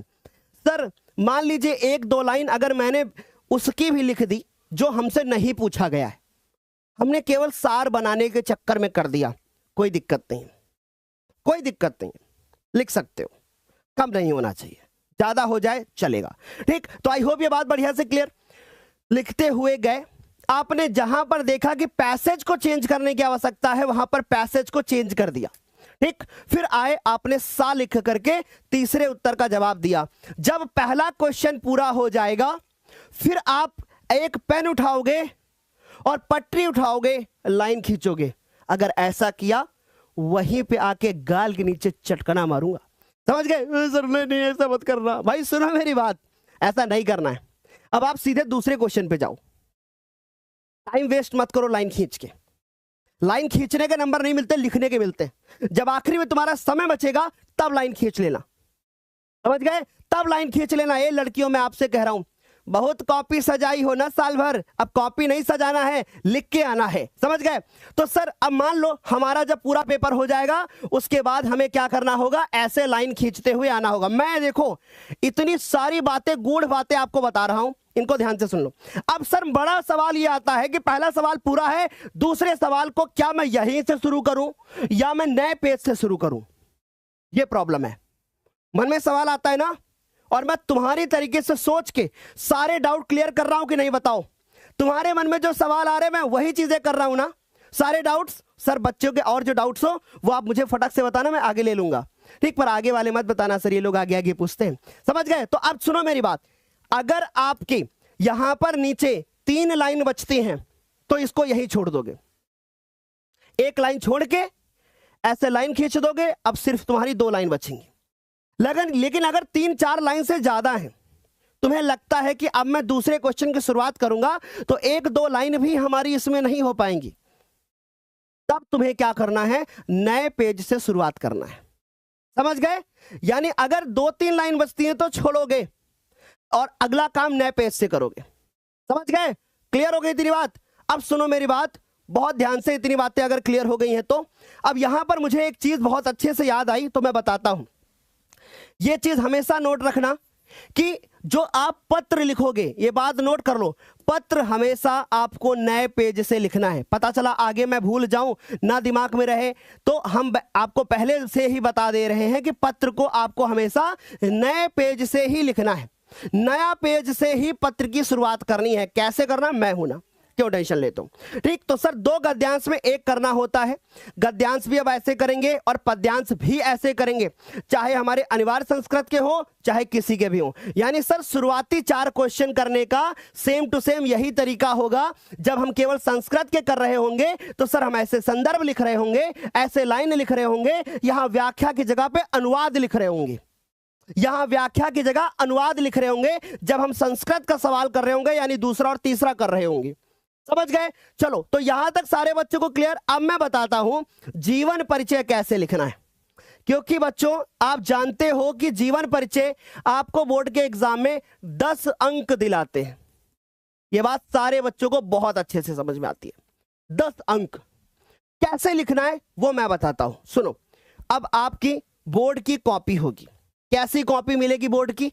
आपको कुछ ऐसी कॉपी मिलने वाली है बोर्ड की, जो कि एकदम ऐसे सीधी सीधी सी होगी, लंबी सी, ठीक, एकदम लंबी सी सीधी सीधी सी कॉपी होगी। कैसे लिखोगे? बहुत ध्यान से सुनो। जैसे मान लो जीवन परिचय आएगा, तो जीवन परिचय का जो नंबर होता है वो क्या होता है? 6 नंबर। सवाल कैसे आएगा? ऐसे, अभी मैं बताऊंगा, इस पे लिख करके बताऊंगा आपको। तो सर सबसे पहले सवाल नंबर क्या होता है? 6 होता है। और सवाल नंबर 6 में देखो किस तरीके से सवाल होते हैं। सवाल नंबर 6 में ये भी होता है 1, ये होता है 2, ये होता है 3, फिर 6 का आपको का नंबर मिलता है, ये का नंबर सवाल होता है, ठीक है। 6 का आपको का नंबर सवाल मिलेगा और फिर उसके बाद 6 का आपको खा नंबर मिलेगा। यहां पर आपको किसी एक लेखक का लिखना होता है, यहां पर किसी एक कवि का लिखना होता है। समझ गए? किसी एक कवि का लिखना होता है। 80 शब्द का मतलब कितने पेज होता है मैं बताऊंगा। सर बिहारी लाल, सूरदास, मैथिली शरण गुप्त, ये 3 हैं। आपको याद रखना है कि इन तीनों में से कम केवल आपको एक ही करना है। सर 2 कर सकते हैं क्या? भाई पागल हो गए हो क्या? केवल आपको एक करना है। और बच्चे क्या करते हैं, कुछ बच्चे बहुत कमजोर होते हैं, तो वो क्या करते हैं, कहते 6 में से 1 करना था। हम तो 6 में से 1 करके आए हैं, पूरे 10 नंबर मिलेगा साहब। हे साहब 5 नंबर कट जाई, फिर तुमको बाद में पता चली, इसलिए ध्यान से सुन लेना। 5 नंबर इसका मिलेगा बाबू, 5 नंबर इसका मिलेगा। समझ गए? तो अब कैसे लिखोगे मैं बताता हूं। सबसे पहली बात, आप हेडिंग डालोगे काले पेन से, काले पेन का इस्तेमाल करते हुए आप हेडिंग डालोगे प्रश्नोत्तर संख्या।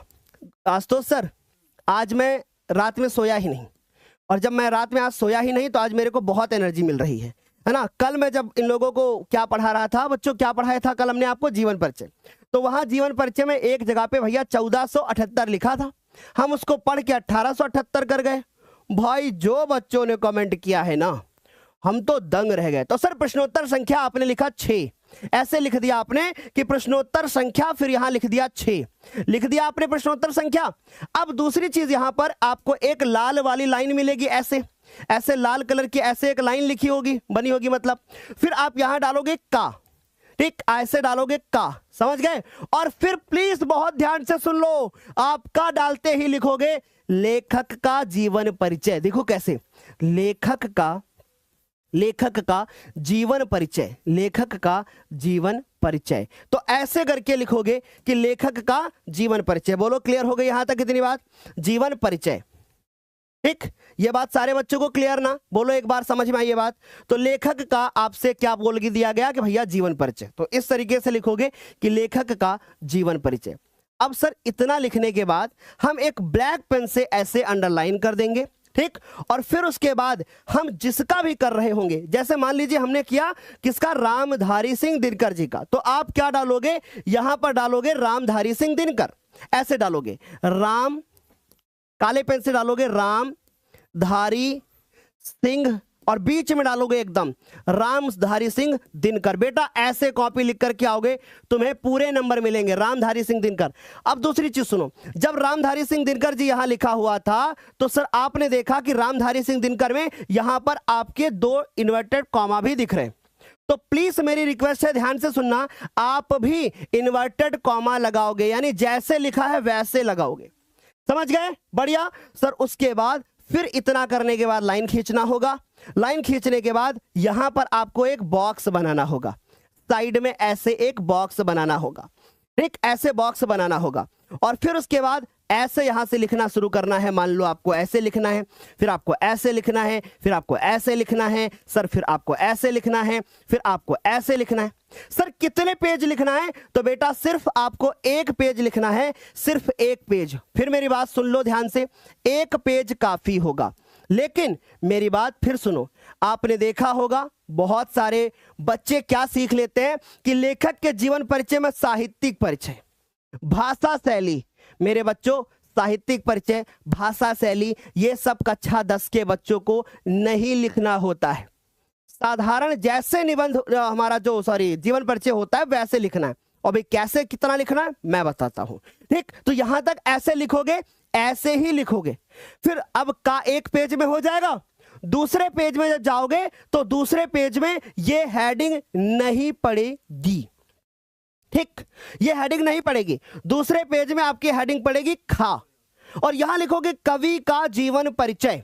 फिर आप दोबारा से प्रश्नोत्तर संख्या 6 नहीं डालोगे, लिखोगे कवि का जीवन परिचय, और एक पेज में फिर से लिख के आना है। बोलो क्या सभी को समझ में आ गई बात? सर क्या कॉपी में दूसरी तरफ लाइन खींचनी है? देखो बहुत ध्यान से सुनो, जब कॉपी मिले शुरुआत में तो पेंसिल से एक स्केल ऐसे रख लेना और ऐसे लाइन खींच लेना। समझ गए? बता देता हूं, ऐसे कॉपी मिलेगी ना, तो सर इस कॉपी में एक तरफ तो लाइन होगी, इस तरफ आप एक पेंसिल से ऐसे लाइन खींच लेना, स्केल रख करके पतली लंबी स्केल लेकर के जाना, ऐसे पतली लाइन खींच देना हल्की सी, ठीक?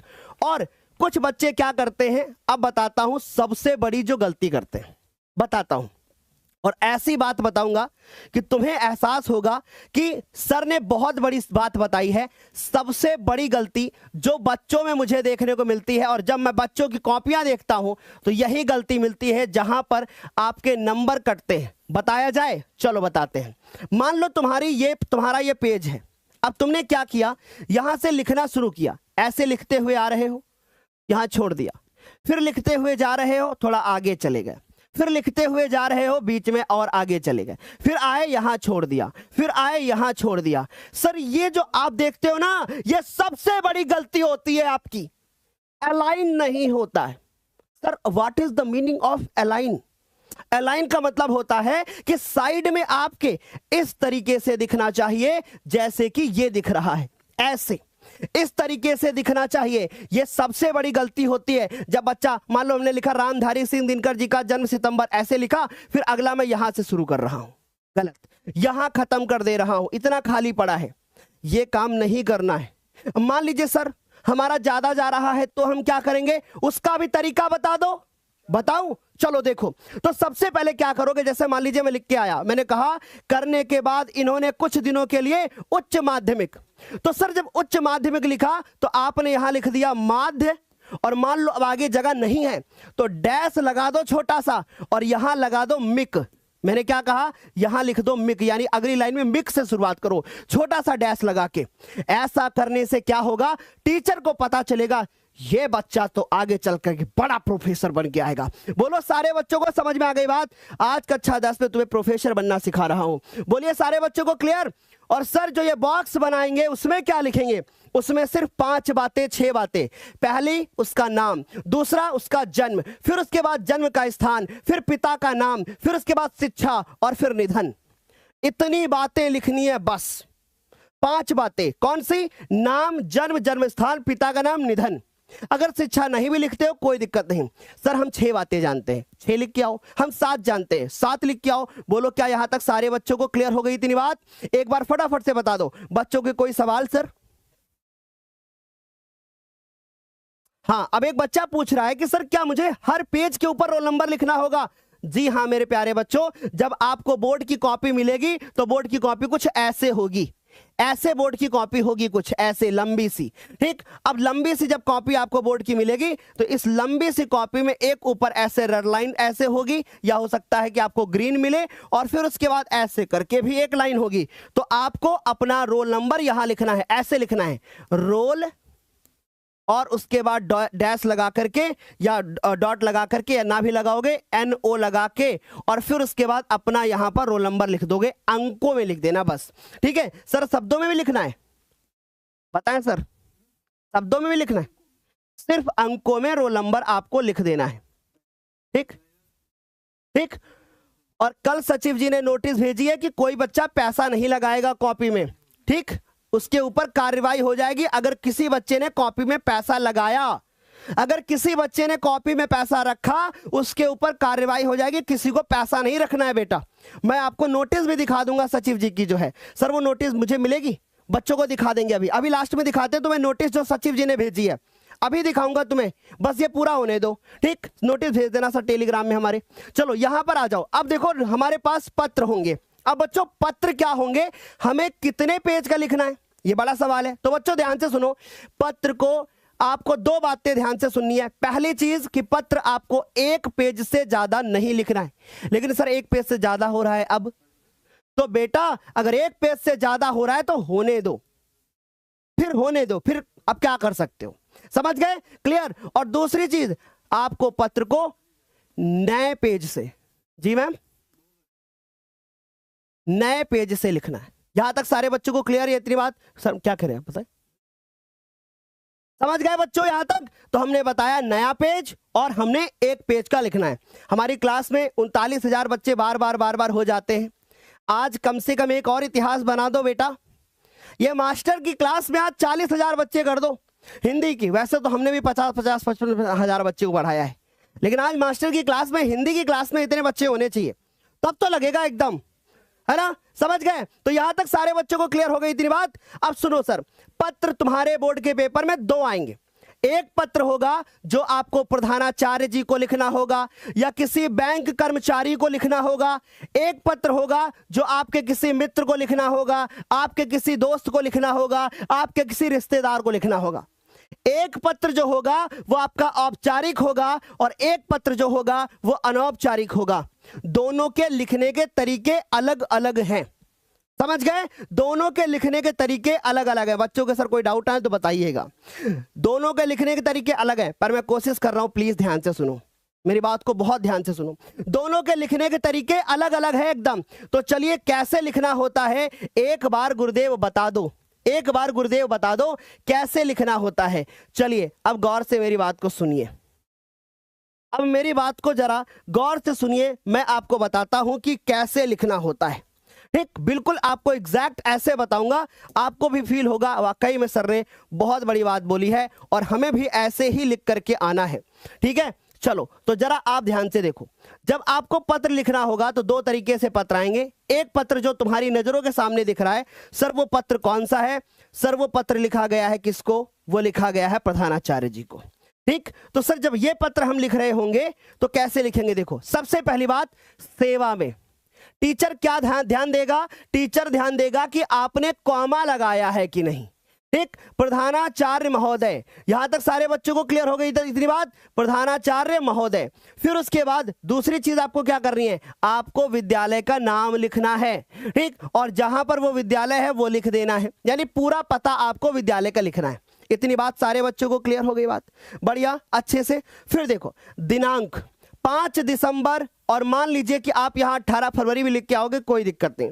सर ये x की जगह पर क्या मैं इसको 2026 लिख सकता हूं? लिख सकते हो, नंबर नहीं कटेगा। और मेरी बात बहुत ध्यान से सुनो, टीचर सिर्फ फॉर्मेट देखता है कि आपका सही है कि नहीं।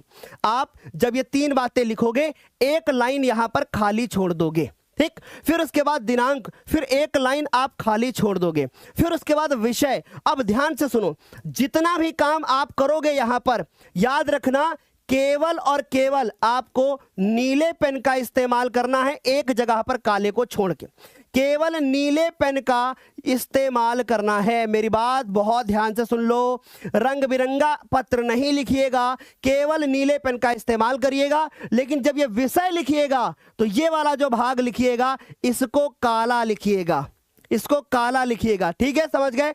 लेकिन जब किसी प्रधानाचार्य को पत्र लिख रहे होंगे, जब किसी भी एक बैंक अधिकारी को लिख रहे होंगे या नगर निगम अधिकारी को लिख रहे होंगे या नगर पंचायत को लिख रहे होंगे, तभी आपको विषय लिखना है। अगर आप किसी मित्र को लिख रहे हैं या मान लीजिए कि किसी दोस्त को लिख रहे हैं यानी मित्र को लिख रहे हैं, अपने परिवार को लिख रहे हैं, तो ऐसे केस में आपको विषय के लिखने की आवश्यकता नहीं है, समझ गए? नहीं लिखना है फिर आपको विषय। यहां तक सारे बच्चों को क्लियर? बढ़िया। सर क्या मैं अपने विद्यालय का नाम लिख सकता हूं? बिल्कुल लिख सकते हो भाई, ऐसा कोई जरूरी नहीं है कि हमें फेक ही लिख कर के आना, ऐसा कोई नियम नहीं बनाया गया है। है ना। तो हमें क्या करना है, अपने ही विद्यालय का लिख के आओगे, कोई भी दिक्कत नहीं होगी, लेकिन ट्राई करो कि आप किसी फेक विद्यालय का लिख दो। पर बेटा वो भी तो कहीं ना कहीं यूपी में होगा ही ना, ऐसा तो है नहीं कि वो होगा नहीं। तो आप अपने का भी लिख के आओगे तो भी कोई इतनी बहुत बड़ी समस्या नहीं है। चलो अच्छा सर, दूसरी चीज महोदय लिखना है। महोदय लिखने के बाद कॉमा लगाना है। अब क्या चीज हमें ध्यान रखनी है, अब ध्यान ये रखना है कि जब भी हम पत्र लिख रहे हों, हम एटीट्यूड में नहीं होने चाहिए। हम बहुत सौम्य तरीके से पत्र लिखेंगे। इस पत्र लिखने में हम बहुत सौम्यता का प्रयोग करेंगे, शब्दों में सहजता होनी चाहिए। टीचर यही चीज देखेगा कि पत्र लिखते समय, जैसे मान लीजिए कि यह पत्र लिखा गया है 2 दिन की छुट्टी के लिए, तो कैसे लिखोगे, महोदय सविनय निवेदन यह है कि मैं आपके विद्यालय, ऐसे करके सविनय निवेदन। अब मान लीजिए कोई बच्चा ऐसे पत्र लिख दे कि महोदय मुझे 2 दिन घूमने जाना है, छुट्टी देने का कष्ट करें, या महोदय मुझे 2 दिन का अवकाश चाहिए, मैं 2 दिन विद्यालय नहीं आ पाऊंगा, धन्यवाद। ऐसे नहीं लिखना है, 0 काट के नंबर मिलेंगे, बस टीचर भी समझ जाएगा और आगे आने वाले सवालों में भी नंबर कट जाएगा। तो प्लीज इस बात का ध्यान रखना। दूसरी चीज आपको लिखना है सविनय निवेदन यह है कि, शुरुआत यहीं से करना है। फिर आपको मेन बात लिखनी है। कैसे लिखनी है मैं बताता हूं। जब पहला पैराग्राफ लिख रहे होंगे तो उसमें जरूरी नहीं है कि आप 2 दिन के अवकाश को डायरेक्ट बोलो, आप क्यों ले रहे हैं 2 दिन का अवकाश, ऐसे लिखना है कि सविनय निवेदन यह है कि, मान लो ये मुझे नहीं पढ़ना है, मैं अपने मन से बना के लिखना चाहता हूं। सविनय निवेदन यह है कि मैं आपके विद्यालय का छात्र या छात्रा हूं, है ना। सर मुझे 2 दिनों के लिए किसी काम से बाहर जाना है, यह कार्य अति आवश्यक है ना। फिर उसके बाद मैं इस कारण मैं 2 दिन विद्यालय नहीं आ पाऊंगा। फिर पैसेज चेंज करना, फिर पैसेज चेंज करके क्या लिखना है, अतः, देखो अतः आपसे अनुरोध है कि, यानी पहले सविनय बोला फिर अनुरोध बोला, आपसे अनुरोध है कि कृपया 2 दिनों का अवकाश प्रदान करने का कष्ट करें, ठीक। और फिर उसके बाद आप आओगे नीचे, और नीचे आने के बाद आप लिखोगे एक लाइन की, अतः प्रार्थना है या अनुरोध है कि मुझे 2 दिन का अवकाश दें, और ब्रैकेट में चाहो तो डेट डाल सकते हो, नहीं तो कोई आवश्यकता भी नहीं है, ठीक। टीचर इन बातों को नहीं देखता है, वो देखता क्या है, सेवा में लिखा है कि नहीं, महोदय लिखा है कि नहीं, डेट पड़ी हुई है कि नहीं, है ना, या आपने जो है कहाँ पे लाइन छोड़ी है, सविनय निवेदन यह है कि नहीं, ये लिखा है कि नहीं, बीच में क्या लिखा है वो इतना ध्यान आपको नहीं दिया जाएगा, ठीक। इतनी बात समझ में आ गई। तो अब यहां तक क्लियर। सर नीचे हमें धन्यवाद लिखना है, और फिर उसके बाद यहां आपको लिखना है एक लाइन छोड़ करके, जहां पे डैश लगा दूं लाइन छोड़ना है, आपका आज्ञाकारी शिष्य का खा गा और 10वीं आ। समझ गए। अब सर हमारे मन में एक सवाल आया कि अगर मैं किसी भी एक नगर निगम अधिकारी को पत्र लिख रहा हूंगा तो क्या मैं यहां पर 10वीं आ का उपयोग करूंगा? नहीं, उस समय पर आप कोई विद्यार्थी नहीं है, तो वहां पे 10वीं आ 10वीं बा नहीं लिखना है। ये 10वीं आ 10वीं बा तभी लिखना है जब आप प्रधानाचार्य को लिख रहे होंगे। अब एक बच्चे का सवाल आया, सर मान लो मैं ऊपर डेट लिखना भूल गया, अब मुझे याद आया कि मुझे डेट भी लिखनी थी, तो अब मैं क्या करूं? तो क्या मैं इसको काट दूं? ना, काटना नहीं है। फिर आपको फिर क्या करना है, अगर आप डेट लिखना भूल गए हैं ऊपर की तरफ, तो आपको नीचे की तरफ आना है। यहां पर आप 10वीं आ लिखने के बाद दिनांक और डैश करके आज की दिनांक डाल दीजिएगा। ऐसे में जो टीचर आपकी कॉपी चेक करेगा उसको पता चल जाएगा कि भैया ये वाला फॉर्मेट भी हमारा सही है। और जितने भी यहाँ पे 40,000 के आसपास बच्चे मौजूद हैं, उन सारे बच्चों का भविष्य आज बन रहा होगा। बहुत अच्छी तरीके से हिंदी की कॉपी लिखना सीख रहे होंगे। और बच्चों याद रखना कि हमें बोर्ड के एग्जाम में बहुत अच्छे से लिख के आना है। कॉपी लिखने में ही आपको नंबर मिलेंगे। साल भर कितना पढ़ा है अब उस बात का कोई औचित्य नहीं रह गया है। आप कितने सुंदर हैं इस बात से फर्क नहीं पड़ेगा, आपकी कॉपी कितनी सुंदर है इस बात से जरूर फर्क पड़ेगा। और कल मैं आपको बताता हूं, मेरी बात सुनो। सर हमारे क्लास में एक लड़की पढ़ती है, बहुत सुंदर लिखती भी है और बहुत सुंदर दिखती भी है। सर क्या उसके नंबर ज्यादा आएंगे? ना, तुम्हारे नंबर ज्यादा आएंगे। फिर तुम एटीट्यूड से बोलना, सुंदरता से कुछ नहीं होता है साहब, कॉपी में सुंदरता दिखनी चाहिए। ऐसा तुम ट्रेलर मार देना, उसको एकदम कोटेशन मार देना ऐसे सारी, ठीक। और मैं बाकी सबको दुखी नहीं करना चाहता। समझ में आ रही बात? तो तुम्हारी क्लास में जो भी लड़का लड़की एटीट्यूड में रहता हो, बोर्ड पेपर के रिजल्ट के बाद ऐसे कॉलर झटकना, साल भर चेहरे की सुंदरता दिखाती रही, मैं कॉपी को सुंदर बना के आया और देखो मेरे मार्कशीट पे कितनी सुंदरता झलक रही है। तुम्हारी ये प्राकृतिक जो तुम्हें सुंदरता दिख रही है हमारी मार्कशीट से ज्यादा सुंदर नहीं है। समझ गए? ये एटीट्यूड में मारना एकदम शायरी। बोलो समझ में आ रही है बात? सर क्या बात है, मजा आ गई। फिर देखो तो सर अब हमें यह पत्र लिखना है किसको? अपने किसी भी एक मित्र को। यहां पर ध्यान से देखो, यहां पर सबसे पहले क्या लिखते हो? पता। यहां पर क्या लिखते हो? यहां पर लिखते हो पता, ठीक। फिर उसके बाद लखनऊ उत्तर प्रदेश, यानी कि फिर नीचे आप पूरा पता लिखोगे, ये दोनों लाइन आपकी पता ही है। फिर उसके बाद यहां पर आप लिखते हो डेट, यानी यहां पर आपको क्या लिखना होता है? डेट लिखना होता है। ध्यान से सुनना, आपको एक लाइन छोड़नी होती है। छोड़ दिया सर, क्या मैं यहां पर भी लाइन छोड़ दूंगा तो चलेगा? हाँ, यहां पर भी आप लाइन छोड़ सकते हो। समझ गए? फिर लिखना है प्रिय मित्र नमस्कारम। नमस्कारम के बाद लाइन छोड़म। समझ में आ रही बात? फिर लिखना है अपनी पूरी बातें। लेकिन जब भी बेटा आप पत्र लिख रहे होंगे किसी मित्र को, किसी परिवार के सदस्य को, तो एक बात का ध्यान रखना है कि आप पहली जो लाइन लिखोगे, जैसे प्रिंसिपल को लिख रहे होते थे तो आपने क्या लिखा था? सविनय निवेदन यह है कि। और जब आप अपने मित्र को लिख रहे होंगे तो क्या लिखेंगे? आशा करता हूं आप कुशल मंगल होंगे, मैं भी यहां कुशल मंगल हूं। यानी जो वो पूछेगा तुमसे ना कि कुशल मंगल, वो बात तुमने पहले बता दी कि आशा करता हूं, शुरुआत ही इसी लाइन से, आशा करता हूं आप कुशल मंगल होंगे, मैं भी यहां कुशल मंगल हूं, ठीक। और पत्र क्यों लिख रहे हो आप? पत्र इसलिए लिख रहे हो क्योंकि उपहार जो है मिला था उसको धन्यवाद कहना है। फिर बना के लिखना है कि आपने जो कल उपहार भेजा था वो अत्यंत शोभनीय था। समझ गए?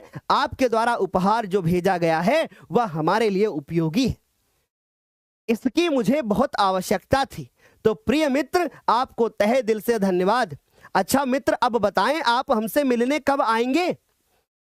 इतनी बातें लिखनी है। और फिर उसके बाद लास्ट में लिख देना है आपको आपका प्रिय मित्र डैश डैश डैश, नाम नहीं लिखना है। बोलो समझ में आ रही है बात? आपको नाम नहीं लिखना है। बोलो यहां तक सारे बच्चों को क्लियर? तुम्हारा मित्र और काखागा। लास्ट में आपको एक लाइन और भी लिखनी है, परिवार के बारे में थोड़ा सा पूछ लेना है, ठीक। जैसे इन्होंने कहा कि अंकल आंटी को प्रणाम कहना, तो सर पत्र हमें इस तरीके से लिखना होगा। अब चाहो तो आप एक बार इसका स्क्रीनशॉट ले लो। ले लिया? चलिए, दो में से सर हमें ध्यान रखना है। मैं फिर आपसे बताना चाहता हूं, दो पत्र आएंगे, दोनों नहीं करने होंगे, केवल एक पत्र करना होगा। मेरे प्यारे लाल, गलत करके मत आना, केवल एक ही पत्र लिखना होगा। इस बात को बहुत ध्यान से सुन लो। बढ़िया है, चलो मैं आगे। अब मैं बात करता हूं प्रश्न संख्या 10 और फिर उसके बाद खंड काव्य के बारे में बताऊंगा कि खंड काव्य कैसे करना है। चलो देखो, निम्नलिखित में से किसी एक विषय पर आपको निबंध लिखना है। अब बड़ा सवाल आया, क्या निबंध भी हम नए पेज से लिखेंगे क्या?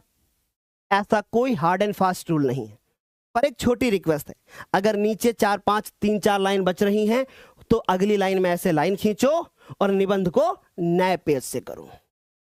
यानी जब आप निबंध शुरू कर रहे हो तो या तो पहले नए पेज से शुरू हो रहा हो या तो फिर बीच पेज से शुरू हो रहा हो, नीचे से शुरू ना हो रहा हो। क्योंकि जब नीचे से शुरू होता है तो मानसिकता अलग होती है बच्चों। तो निबंध को कोशिश करिए नए से शुरू हो तो वेल एंड गुड, लेकिन अगर नए से नहीं शुरू हो पा रहा है तो आप कोशिश करें कि आप एक काम करें। क्या काम करें? आप ये काम करें कि नए पेज से करें। समझ गए? अच्छा, या फिर 2-3 लाइन बची है तो वहां से मत शुरू करो। अच्छा, दूसरी चीज सुनिएगा, अब एक बड़ा सवाल आता है, निबंध कितने पेज का लिखें? बड़ा सवाल है। चलो, फिर उसके बाद मैं खंड काव्य बताऊंगा और फिर मैं आपको बताऊंगा कि सचिव जी ने कौन सी नोटिस जारी करी है, ठीक। और मैं आपको नोटिस भी दिखाऊंगा, ठीक। एक बार बस रुके रहना। तो चलो भाई, गौर से मेरी बात को सुनना कि निबंध कितने पेज का? निबंध कम से कम 2.5 पेज का होना चाहिए, क्योंकि 200 शब्दों का आता है। या फिर आपका निबंध 3 पेज का होना चाहिए। 3 पेज से अधिक लिखने की आवश्यकता नहीं है, क्योंकि निबंध बस 7 अंकों का आता है, सबसे ज्यादा नंबर इसी के मिलते हैं, ठीक। तो निबंध 2.5 पेज या 3 पेज का लिख के आना होता है। सर कौन सी बातें निबंध में लिखनी होती हैं? क्या आप मुझे थोड़ा सा बता सकते हो कि मान लो मुझे कुछ नहीं आता है निबंध में, तो मैं क्या करूंगा? चलो तो मैं बताता हूं कि अगर तुम्हें निबंध नहीं आता है तो तुम्हें क्या करना होगा। सुनिए ध्यान से। मान लो आप निबंध लिख रहे हो तो आपने सबसे पहले क्या डाला, आपने डाला प्रश्नोत्तर संख्या। क्या डाला? प्रश्नोत्तर। ध्यान से सुनो, आपने डाला, देखो कैसे नंबर बढ़ेंगे। अभी तुम्हें कुछ नहीं आता, देखो नंबर बढ़ाने का तरीका। बेटा मैं फिर आपसे कह रहा हूं, आज का लेक्चर जिस बच्चे ने देखा है ना, वो अपने आप को भाग्यशाली समझो, क्योंकि बेटा तुम कम से कम आप अपने 10 नंबर 12 नंबर बढ़ा के आओगे बोर्ड के एग्जाम में। क्योंकि याद रखना, जो टीचर कॉपी चेक करेगा ना, उसको इतना टाइम नहीं होता कि वो तुम्हारी कॉपी ढंग से चेक करे।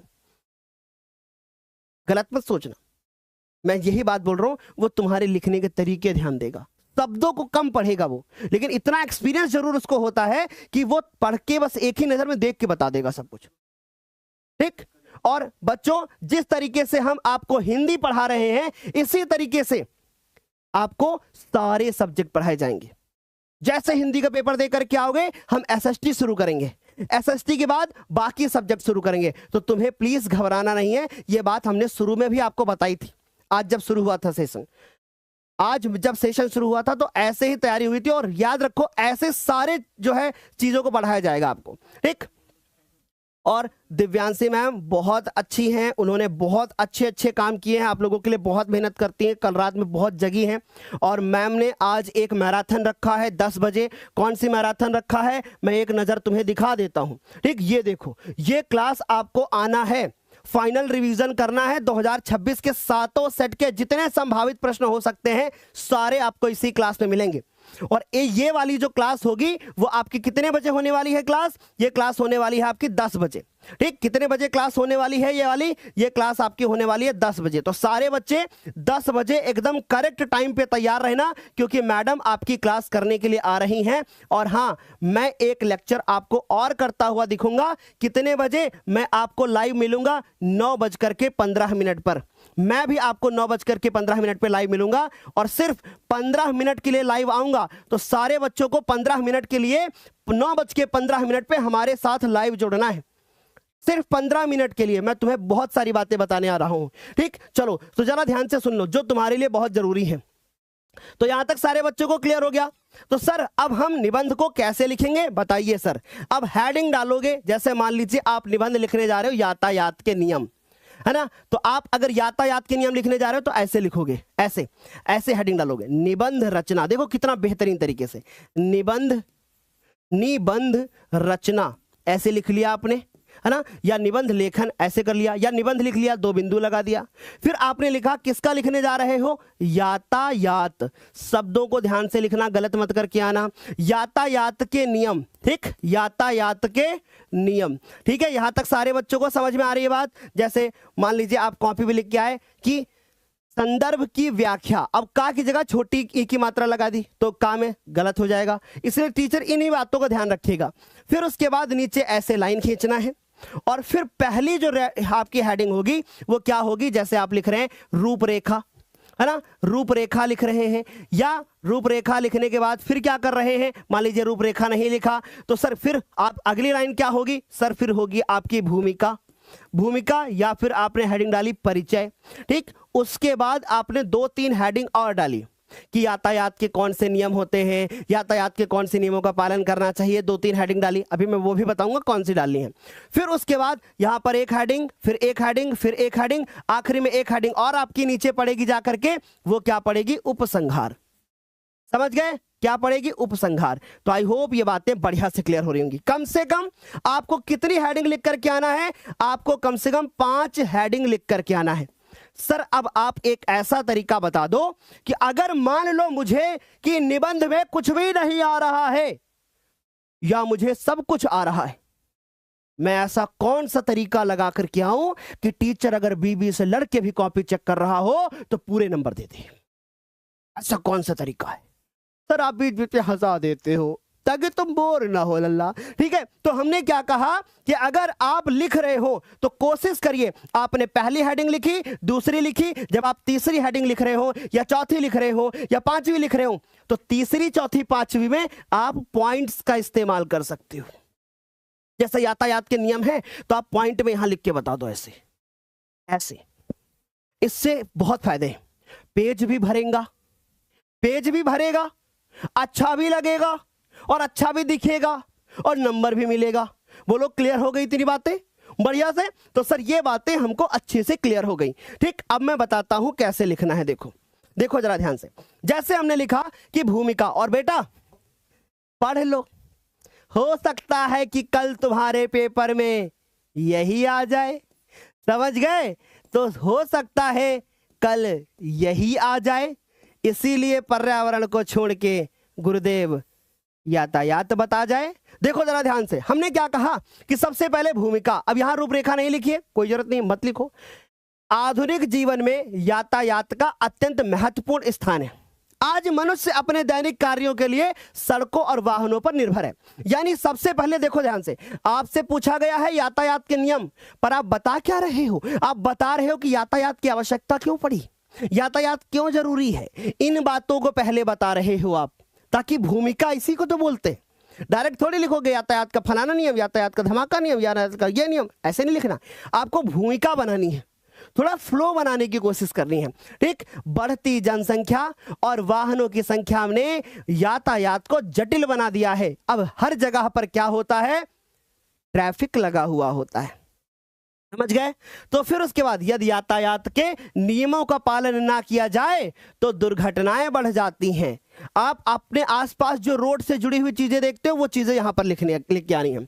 इसलिए सुरक्षित और सुचारू यातायात के लिए नियमों का पालन करना जरूरी है। देखो हमारे जो ज्ञानोदय के बच्चे होते हैं ना, वो कितना बेहतरीन तरीके से यहाँ पे स्माइल कर रहे हैं, हंस रहे हैं, क्योंकि इन्हें टेंशन नहीं है पेपर की, जरा सी भी नहीं है। पूछो क्यों? क्योंकि इन्हें साल भर पढ़ा है।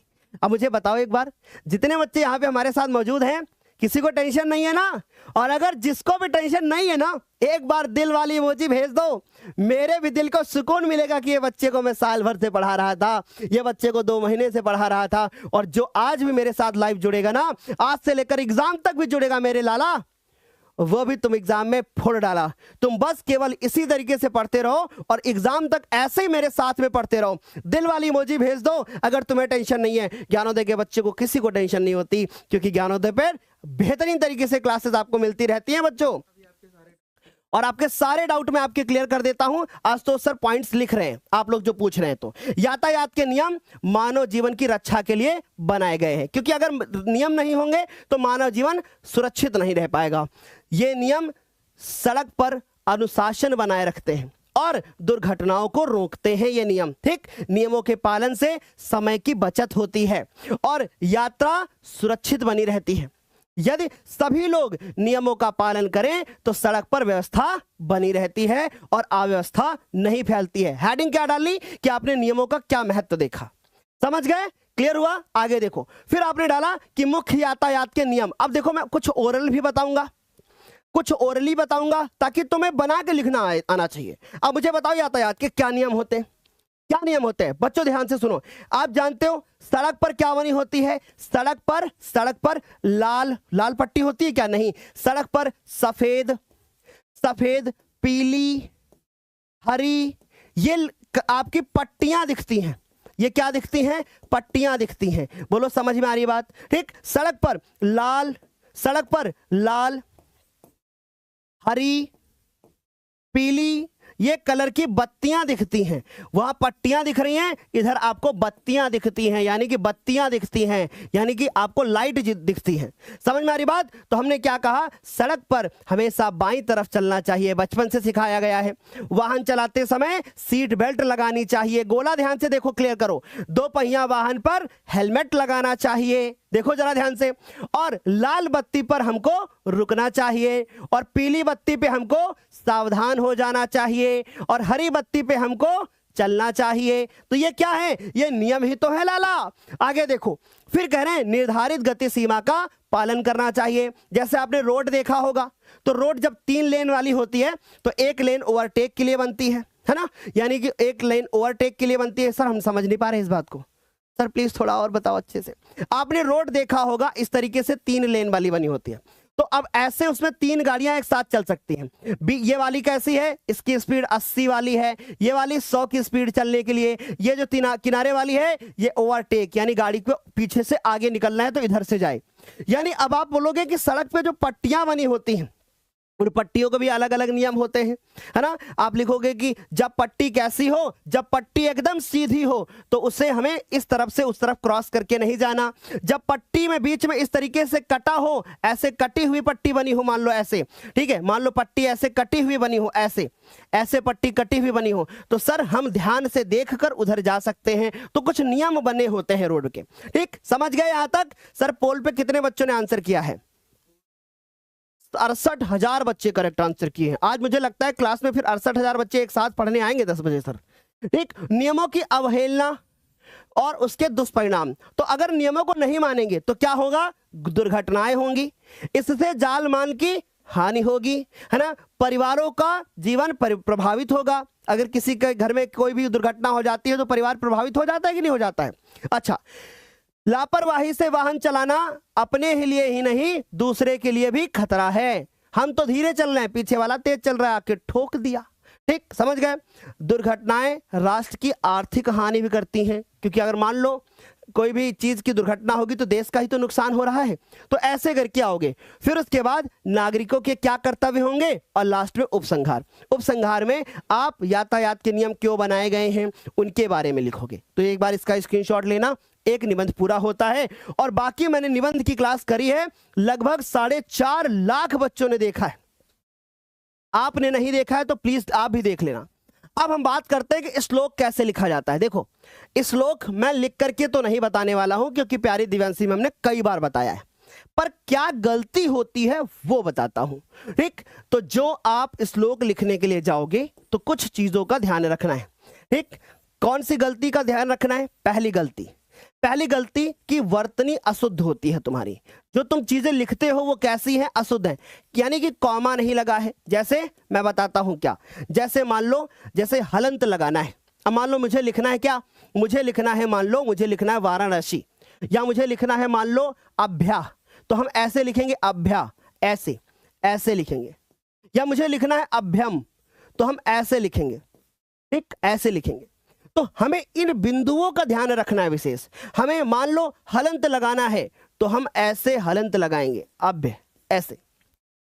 सर हलंत का मतलब क्या होता है? वहां पे अगर किसी में भी हलंत लग जाता है, इसका मतलब वो आधा अक्षर होता है। समझ गए? जैसे मान लीजिए मैंने सा लिखा ऐसे और हलंत लगा दिया, इसका मतलब है कि ये आधा, जैसे इधर हमने लिखा आ और इधर लिखा मैंने भा।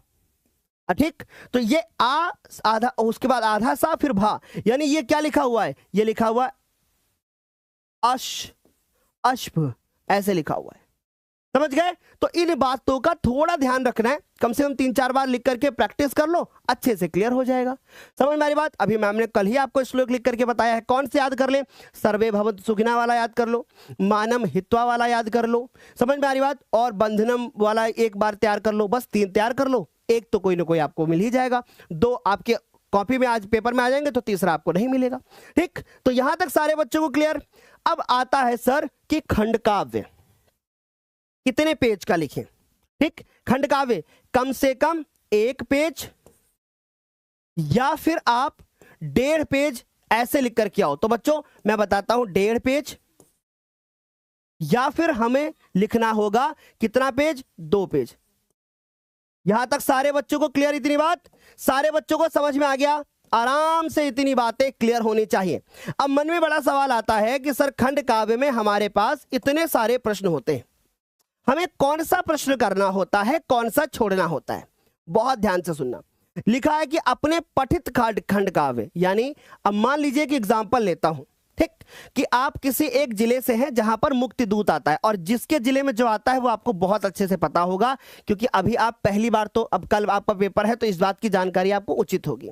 2 प्रश्न आएंगे और दोनों में से कोई एक प्रश्न आपको करना होगा। अब जिनके यहां पे मुक्तिदूत आता है वो गांधी जी का चरित्र तैयार करके चले जाएं, आपको 100% मिल जाएगा। बस इतना तैयार करके चले जाओ। जिनके यहां पे ज्योति जवाहर आता है वो लोग जवाहरलाल नेहरू जी का चरित्र तैयार करके चले जाएं, 100% आ जाएगा। ठीक, जिनके यहाँ पे मेवाड़ मुकुट आता है वो दौलत का चरित्र चित्रण तैयार कर लें। ठीक, उसके बाद जिनके यहाँ पे अग्र पूजा आता है वो युधिष्ठिर के बारे में जो है पढ़ करके चले जाएं। जिनके यहाँ पे जय सुभाष आता है वो जय सुभाष के जो है नायक का यानी जय सुभाष का चरित्र चित्रण पढ़ करके जाएं। जिनके यहाँ पे मातृभूमि आता है चंद्रशेखर आजाद का चरित्र चित्रण, यानी इतने जो चरित्र चित्रण होते हैं बस दो में से एक करना होता है। एक बच्चा पूछ रहा था कि सर क्या सारे प्रश्नों के उत्तर देने होते हैं? सिर्फ एक करना होता है। ठीक, जैसे हिंदी का पेपर खत्म होगा हम लोग कंप्यूटर की भी क्लासेस शुरू करेंगे और सामाजिक विज्ञान की, दोनों साथ में चलेंगी। ओके, फिर उसके बाद कर्ण खंड काव्य। ठीक, यानी कर्ण खंड काव्य के आधार पे या धूत सभा में द्रौपदी का जो है द्रौपदी सर्ग का आपको सारांश लिख करके आना है या श्री कृष्ण का चरित्र चित्रण। ठीक, तो इस तरीके से जिसके बोर्ड में जो आता है वो करना है।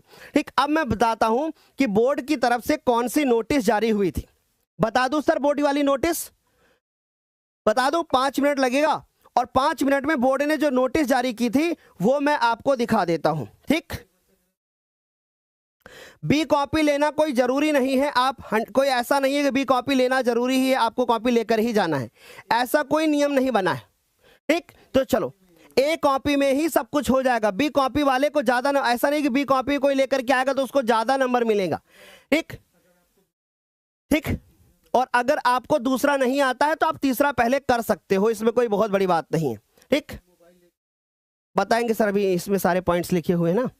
तो बच्चों ये देखो जो बोर्ड की तरफ से नोटिस जारी करी गई थी, मैं इसको आपको दिखाना शुरू करता हूं, लेकिन उससे पहले मैं इसको थोड़ा जूम कर लेता हूं क्योंकि ये जूम नहीं है तो जिसकी वजह से क्या हो रही है दिक्कत होगी। ठीक, तो बस 1 सेकंड का वेट करना, हमारे बच्चों को ये नोटिस दिखाना बहुत जरूरी है सर, तो बच्चों को नोटिस दिखा देता हूं। ठीक, बस 1 मिनट का इंतजार करिएगा, 1 मिनट भी इंतजार नहीं करने की आवश्यकता है बेटा। बस ये देखो हो गया, बोर्ड की ने एक नोटिस जारी करी है और वो नोटिस मैं आपको दिखाता हूं क्योंकि फिर मैं इसके लिए अलग से वीडियो बनाऊं, क्या ही मतलब है बेटा। चलो देखो, तो ये बोर्ड ने एक नोटिस जारी की है, ये आ गई नोटिस हमारी। ठीक, ये आ गई हमारी नोटिस। चलो देखो, क्योंकि हम लोग बच्चों पूरी तरीके से अपडेट रहते हैं। चलिए देखिए अब बोर्ड ने क्या नोटिस जारी की है, गौर से देखो, एक एक पॉइंट पढ़ के बता देता हूं। चलिए देखिए क्या जारी किया है। लिखा है कि प्रेषक सचिव माध्यमिक शिक्षा परिषद उत्तर प्रदेश प्रयागराज, सेवा में जिला विद्यालय निरीक्षक समस्त जनपद उत्तर प्रदेश, लिखा हुआ दिख रहा है। फिर आप देख रहे हो कि फिर लिखा हुआ है कि विषय यानी कतिपय महत्वपूर्ण दिशा निर्देशों को पुनः स्मरण कराने के संबंध में, यानी कि अब आपको दिशा निर्देश फिर से बताए जा रहे हैं। और मेरी बात को थोड़ा सा ध्यान से सुनना, ये तुम्हारे लिए जरूरी है बहुत ज्यादा जानना। देखो क्या लिखा है, यदि किसी परीक्षार्थी का विषय उसके बाद जेंडर त्रुटि हो यानी उसमें त्रुटि हो तो अभिलेखीय साक्ष्यों के आधार पर जिला विद्यालय निरीक्षक की अनुमति प्राप्त कर सही कर लिया जाए। यानी अब आपको अगर कहीं पर मान लीजिए मार्कशीट में आपके मतलब एडमिट कार्ड में आपके कोई दूसरा सब्जेक्ट दे दिया गया है तो आपको पहला पेपर देने का पूरा मौका मिलेगा और वो स्कूल की जिम्मेवारी होगी, वो सही करके देंगे आपको। ठीक, फिर दूसरा पॉइंट बच्चों देखो क्या लिखा हुआ है, कह रहे हैं परीक्षा केंद्र पर, ये पॉइंट बहुत ध्यान से सुन लो, परीक्षा केंद्र पर केंद्र व्यवस्थापक एवं स्टैटिक मजिस्ट्रेट के अतिरिक्त किसी अन्य शिक्षक या शिक्षणेतर कर्मचारी या परीक्षार्थी का कोई भी इलेक्ट्रॉनिक डिवाइस या मोबाइल रखेगा ही नहीं वो। ठीक, यानी किसी के पास मोबाइल नहीं होना चाहिए, किसी के पास नहीं होगा, जो टीचर होगा उसको भी नहीं मिलेगा मोबाइल। ठीक, अच्छा, उनके लिए भी स्ट्रांग रूप में मोबाइल ले जाना पूर्णतया वर्जित होगा।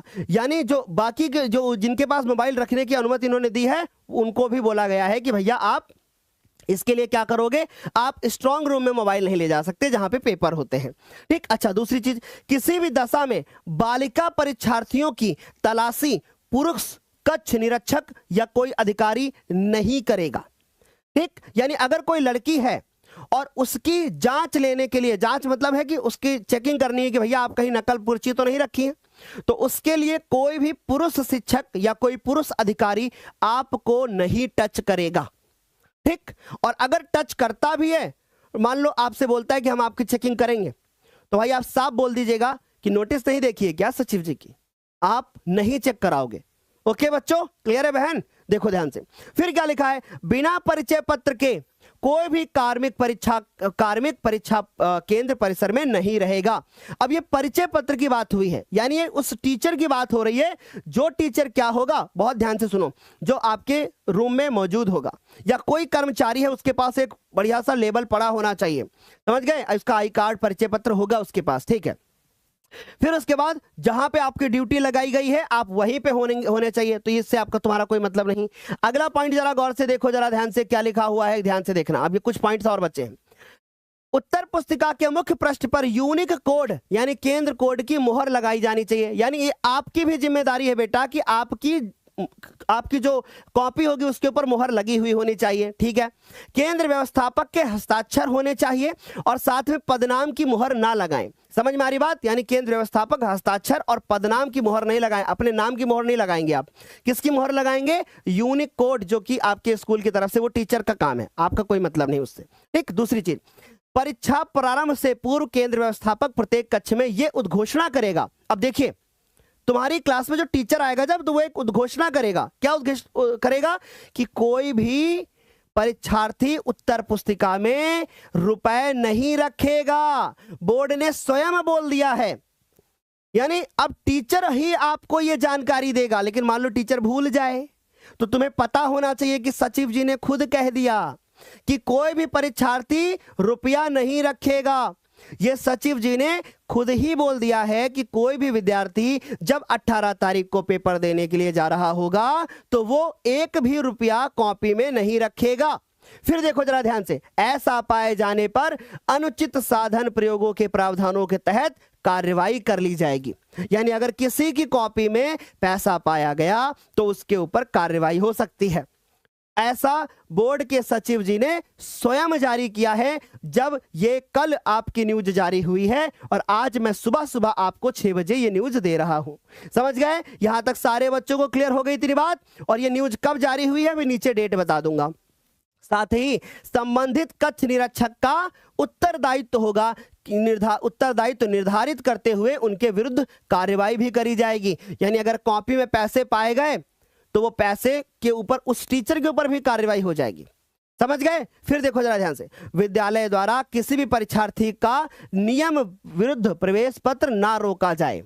ये साफ साफ बोर्ड ने बोल दिया है कि भैया किसी भी परीक्षार्थी का नियम विरुद्ध प्रवेश पत्र ना रोका जाए। यानी अब जो नियम होते हैं उनके बेसिस पे आपका प्रवेश पत्र रोका जा सकता है, लेकिन अगर कोई नियम नहीं है और जबरदस्ती आपका प्रवेश पत्र रोक लिया गया है तो ऐसा नहीं पॉसिबल है, ठीक, कि भैया आपने टीचर से लड़ाई झगड़ा कर दिया है और आपको प्रवेश पत्र नहीं मिल रहा है, ऐसा नहीं होगा। समझ गए? आपको प्रवेश पत्र मिलेगा। देखो, प्रत्येक परीक्षा केंद्र पर परीक्षार्थियों के सापेक्ष पर्याप्त फर्नीचर होना चाहिए। अगर आपके रूम में आपके सीट में कोई दिक्कत है, आपको लिखने में दिक्कत हो रही है, टीचर के सामने खड़े हो जाइए और हाथ जोड़ के बोलिए, सर मुझे लिखने में दिक्कत हो रही है ना? आपकी बात नहीं मानते, दोबारा फिर बोलो, सर मुझे लिखने में दिक्कत हो रही है, मेरे भविष्य का सवाल है। तो ऐसे में वो टीचर आपके फर्नीचर की व्यवस्था कराएगा। समुचित प्रकाश व्यवस्था होनी चाहिए, यानी प्रकाश भी आपको मिलेगा, पेयजल मिलेगा, पानी वाली चीजें होंगी, शौचालय भी आपको मिलेगा। कोशिश करना जब आप पेपर देने के लिए जाना तो शौच वौच करके बैठना एकदम। अब पता चला पेपर होता है 3 घंटे 15 मिनट का, अब 2-4 बार तुम टॉयलेट ही जा रहे हो, 1-2 बार तुम्हारी पैंट गीली हो गई मजाक कर रहा हूं, ठीक है, तुम्हें हंसाने के लिए। तो हमने क्या कहा कि आप शौच करके बैठिएगा, समझ गए, पूरी तरीके से फिट एंड फाइन होकर के। सर मैं ज्यादा पानी ही नहीं पीऊंगी, बार बार जाना पड़ेगा टॉयलेट। भाई ऐसा भी मत करना, पानी की बोतल लेकर बैठना बेटा, नहीं तो हाइड्रेट नहीं रहोगे तो दिक्कत होगी। एक बार अगर जाना भी पड़ जाए तो कोई दिक्कत नहीं, हुआ क्या जाना, ठीक, 1 बार 2 बार चलेगा। बाकी नीचे आपकी कुछ बातें और लिखी गई हैं, वो परीक्षा केंद्र के लिए लिखी गई हैं, तुम्हारा कोई मतलब नहीं, ठीक। तो आई होप ये बातें बढ़िया से समझ में आ रही होंगी। ये जानकारी आपको होना जरूरी है, क्योंकि सूचना का अधिकार अधिनियम कहता है कि हर बात की जानकारी आपके पास होनी चाहिए। फिर उसके बाद भवदी, और यहां पर मेरे बच्चा आप जरा इसमें डेट देख लो, ये कब जारी हुई है? 16 तारीख 2रा महीना 2026। ओके, आप देख लो, कल शाम की न्यूज है ये। मैं जब दिव्यांशी मैम की क्लास हो रही थी तभी हमारे पास न्यूज आई है ये, और मैंने आज सवेरे सवेरे आपके सामने प्रस्तुत कर दिया। क्योंकि हम तो एक्टिव रहते हैं हर तरह से बच्चों के लिए। तो आई होप ये बातें क्लियर हो रही होंगी। अब मैं इस वीडियो को समाप्त करूंगा, उससे पहले मैं आपको बताना चाहता हूं कि 10 बजे आपकी प्यारी दिव्यांशी मैम की क्लास है, सारे बच्चों को आना है और 9:15 पे मैं आपको लाइव मिलूंगा 15 मिनट के लिए। सारे बच्चों को 9:15 पे हमारी क्लास में लाइव जुड़ना है। 9:15 पे अभी शेड्यूल हो जाएगी तुरंत। दूसरी चीज, अगर तुम्हारे पास अभी टाइम है, घंटे 1.5 घंटे बचे हैं, if you want to learn something that, then you can see and watch each and every session appearing on this screen right now। मैंने क्या कहा कि जितने भी ये पेज आपको दिख रहे हैं, इनमें से कोई भी क्लास तुम्हारी छूटी है, तुम्हें निबंध में कौन से तैयार करना है, जीवन परिचय कौन से तैयार करने हैं, एमसीक्यू कौन से पढ़ के जाने हैं, संपूर्ण हिंदी में गद्यांश पद्यांश नहीं आता है ये करके जाओ, फिर उसके बाद व्याकरण नहीं आती है ये वीडियो देख लो, गद्य पद्य इतिहास के क्वेश्चन देखने ये देख लो, अनिवार्य संस्कृत नहीं आती ये देख लो। ये आपको लेक्चर्स फॉलो करके ही जाने। तहे दिल से शुक्रिया आप सभी का, आप सभी ने आज बहुत प्यार दिखाया है। अभी भी हमारे साथ 32,000 बच्चे एक समय पर लाइव जुड़े हुए हैं और मैं सारे बच्चों से जी अब तुम्हारा टाइम बचता है, आपने सारी कॉपियां कर ली हैं कंप्लीट, सब क्वेश्चन कर लिए हैं, अब तुम्हारे पास टाइम बचता है, लाइन खींच लेना, ठीक। बाकी आज ही मैं आप सभी को एक वीडियो और भी दूंगा जिसमें आपको मैं पूरा 1-1 मिनट सब कुछ बताऊंगा बहुत अच्छी तरीके से कैसे यूज करना है, ठीक है। तो अभी मैं इस क्लास को यहीं पे करता हूं समाप्त, मिलता हूं अगले वीडियो में, तब तक के लिए bye bye, take care, thank you so much. घबराइएगा मत, अब चुपचाप बैठ के पढ़ाई करिएगा। 10 बजे दिव्यांशी मैम की क्लास है, आज सारे बच्चों को लाइव आना है, क्योंकि बहुत कह लिया कि कल से पढ़ूंगा, अब कल ही पेपर है तो कब से पढ़ेगा बेटा, तो आज ही पढ़ेगा, आज ही आप इतिहास रचेगा और आज ही आप बोर्ड के एग्जाम में, कल बोर्ड के एग्जाम में फोड़ के आएगा लिख करके। तहे दिल से शुक्रिया। वीडियो में खूब सारी आज मुझे कमेंट चाहिए, कम से कम आज हर बच्चा कमेंट करके जाएगा, क्या मैं आपकी पूरी हेल्प कर पाया, क्या मैं आपको सारे नियम कानून बता पाया, क्या मैं आपको हर चीज बता पाया, क्या आप हमारी बातों से सहमत हुए, सारी बातें। सारे बच्चे एक तरफ से थैंक यू लिख रहे हैं। वीडियो एंड हो जाए तो एक कमेंट करके जाना, ठीक है। सारे बच्चों को क्लियर। सर 5 नंबर के जीवन परिचय को 1 पेज में लिखने हैं और 3 नंबर का खंड काव्य 2 पेज में लिखना है। बेटा ऐसे तो फिर मैं आपको बताऊं, 1 लाइन में 2 नंबर में एक, आपको जानते हो क्या लिखना होता है, एक क्वेश्चन का आंसर। ऐसे मैथमेटिक्स में वही 2 नंबर का सवाल, वही 4 नंबर का सवाल आ जाता है, वही 6 का आ जाता है। तो तुम ये अब यहाँ दिमाग ना लगाओ कि बोर्ड ने क्या किया गलत, क्या किया सही, ठीक। और ऐसे तो बहुत सारी चीजें अगर देखो तो श्लोक भी 2 लाइन में होता है और 2 नंबर मिल जाता है। खंड काव्य के लिए इतना लिखना पड़ता है। तो बेटा जिसके लिए, क्योंकि अब इस श्लोक में गलतियां ज्यादा देखी जाती हैं, खंड काव्य में बना के लिखोगे पूरे नंबर मिलते हैं, ये भी तो देखो, है ना। सो इसलिए अब यहाँ ज्यादा दिमाग न लगाइए, कल पेपर है, जैसे आपको बताया है वैसे ही करके आओ, ठीक है। तहे दिल से thank you so much, thank you so much. कुछ बच्चे लिख रहे हैं सर अगर कुछ भी लिखते समय आदेश बच जाए तो वहां से प्रश्न पत्र लिख सकते हैं। हाँ, आधे से ज्यादा अगर पेज बच जाता है तो आप निबंध पत्र कोशिश करो बेटा नए पेज से लिखो, निबंध को पत्र को आप नए पेज से लिखो, निबंध आप लिख सकते हो उस पेज से, ठीक। अब इसी तरीके से जैसे मैंने पढ़ाया है ऐसे मैं सारे सब्जेक्ट की क्लास लेकर के आऊंगा, हर चीज लेकर के आऊंगा। विश्वास रखो हमारे ऊपर, विश्वास रखो, हम आपको बहुत अच्छे से पढ़ाएंगे, ठीक है। तहे दिल से शुक्रिया, थैंक यू सो मच।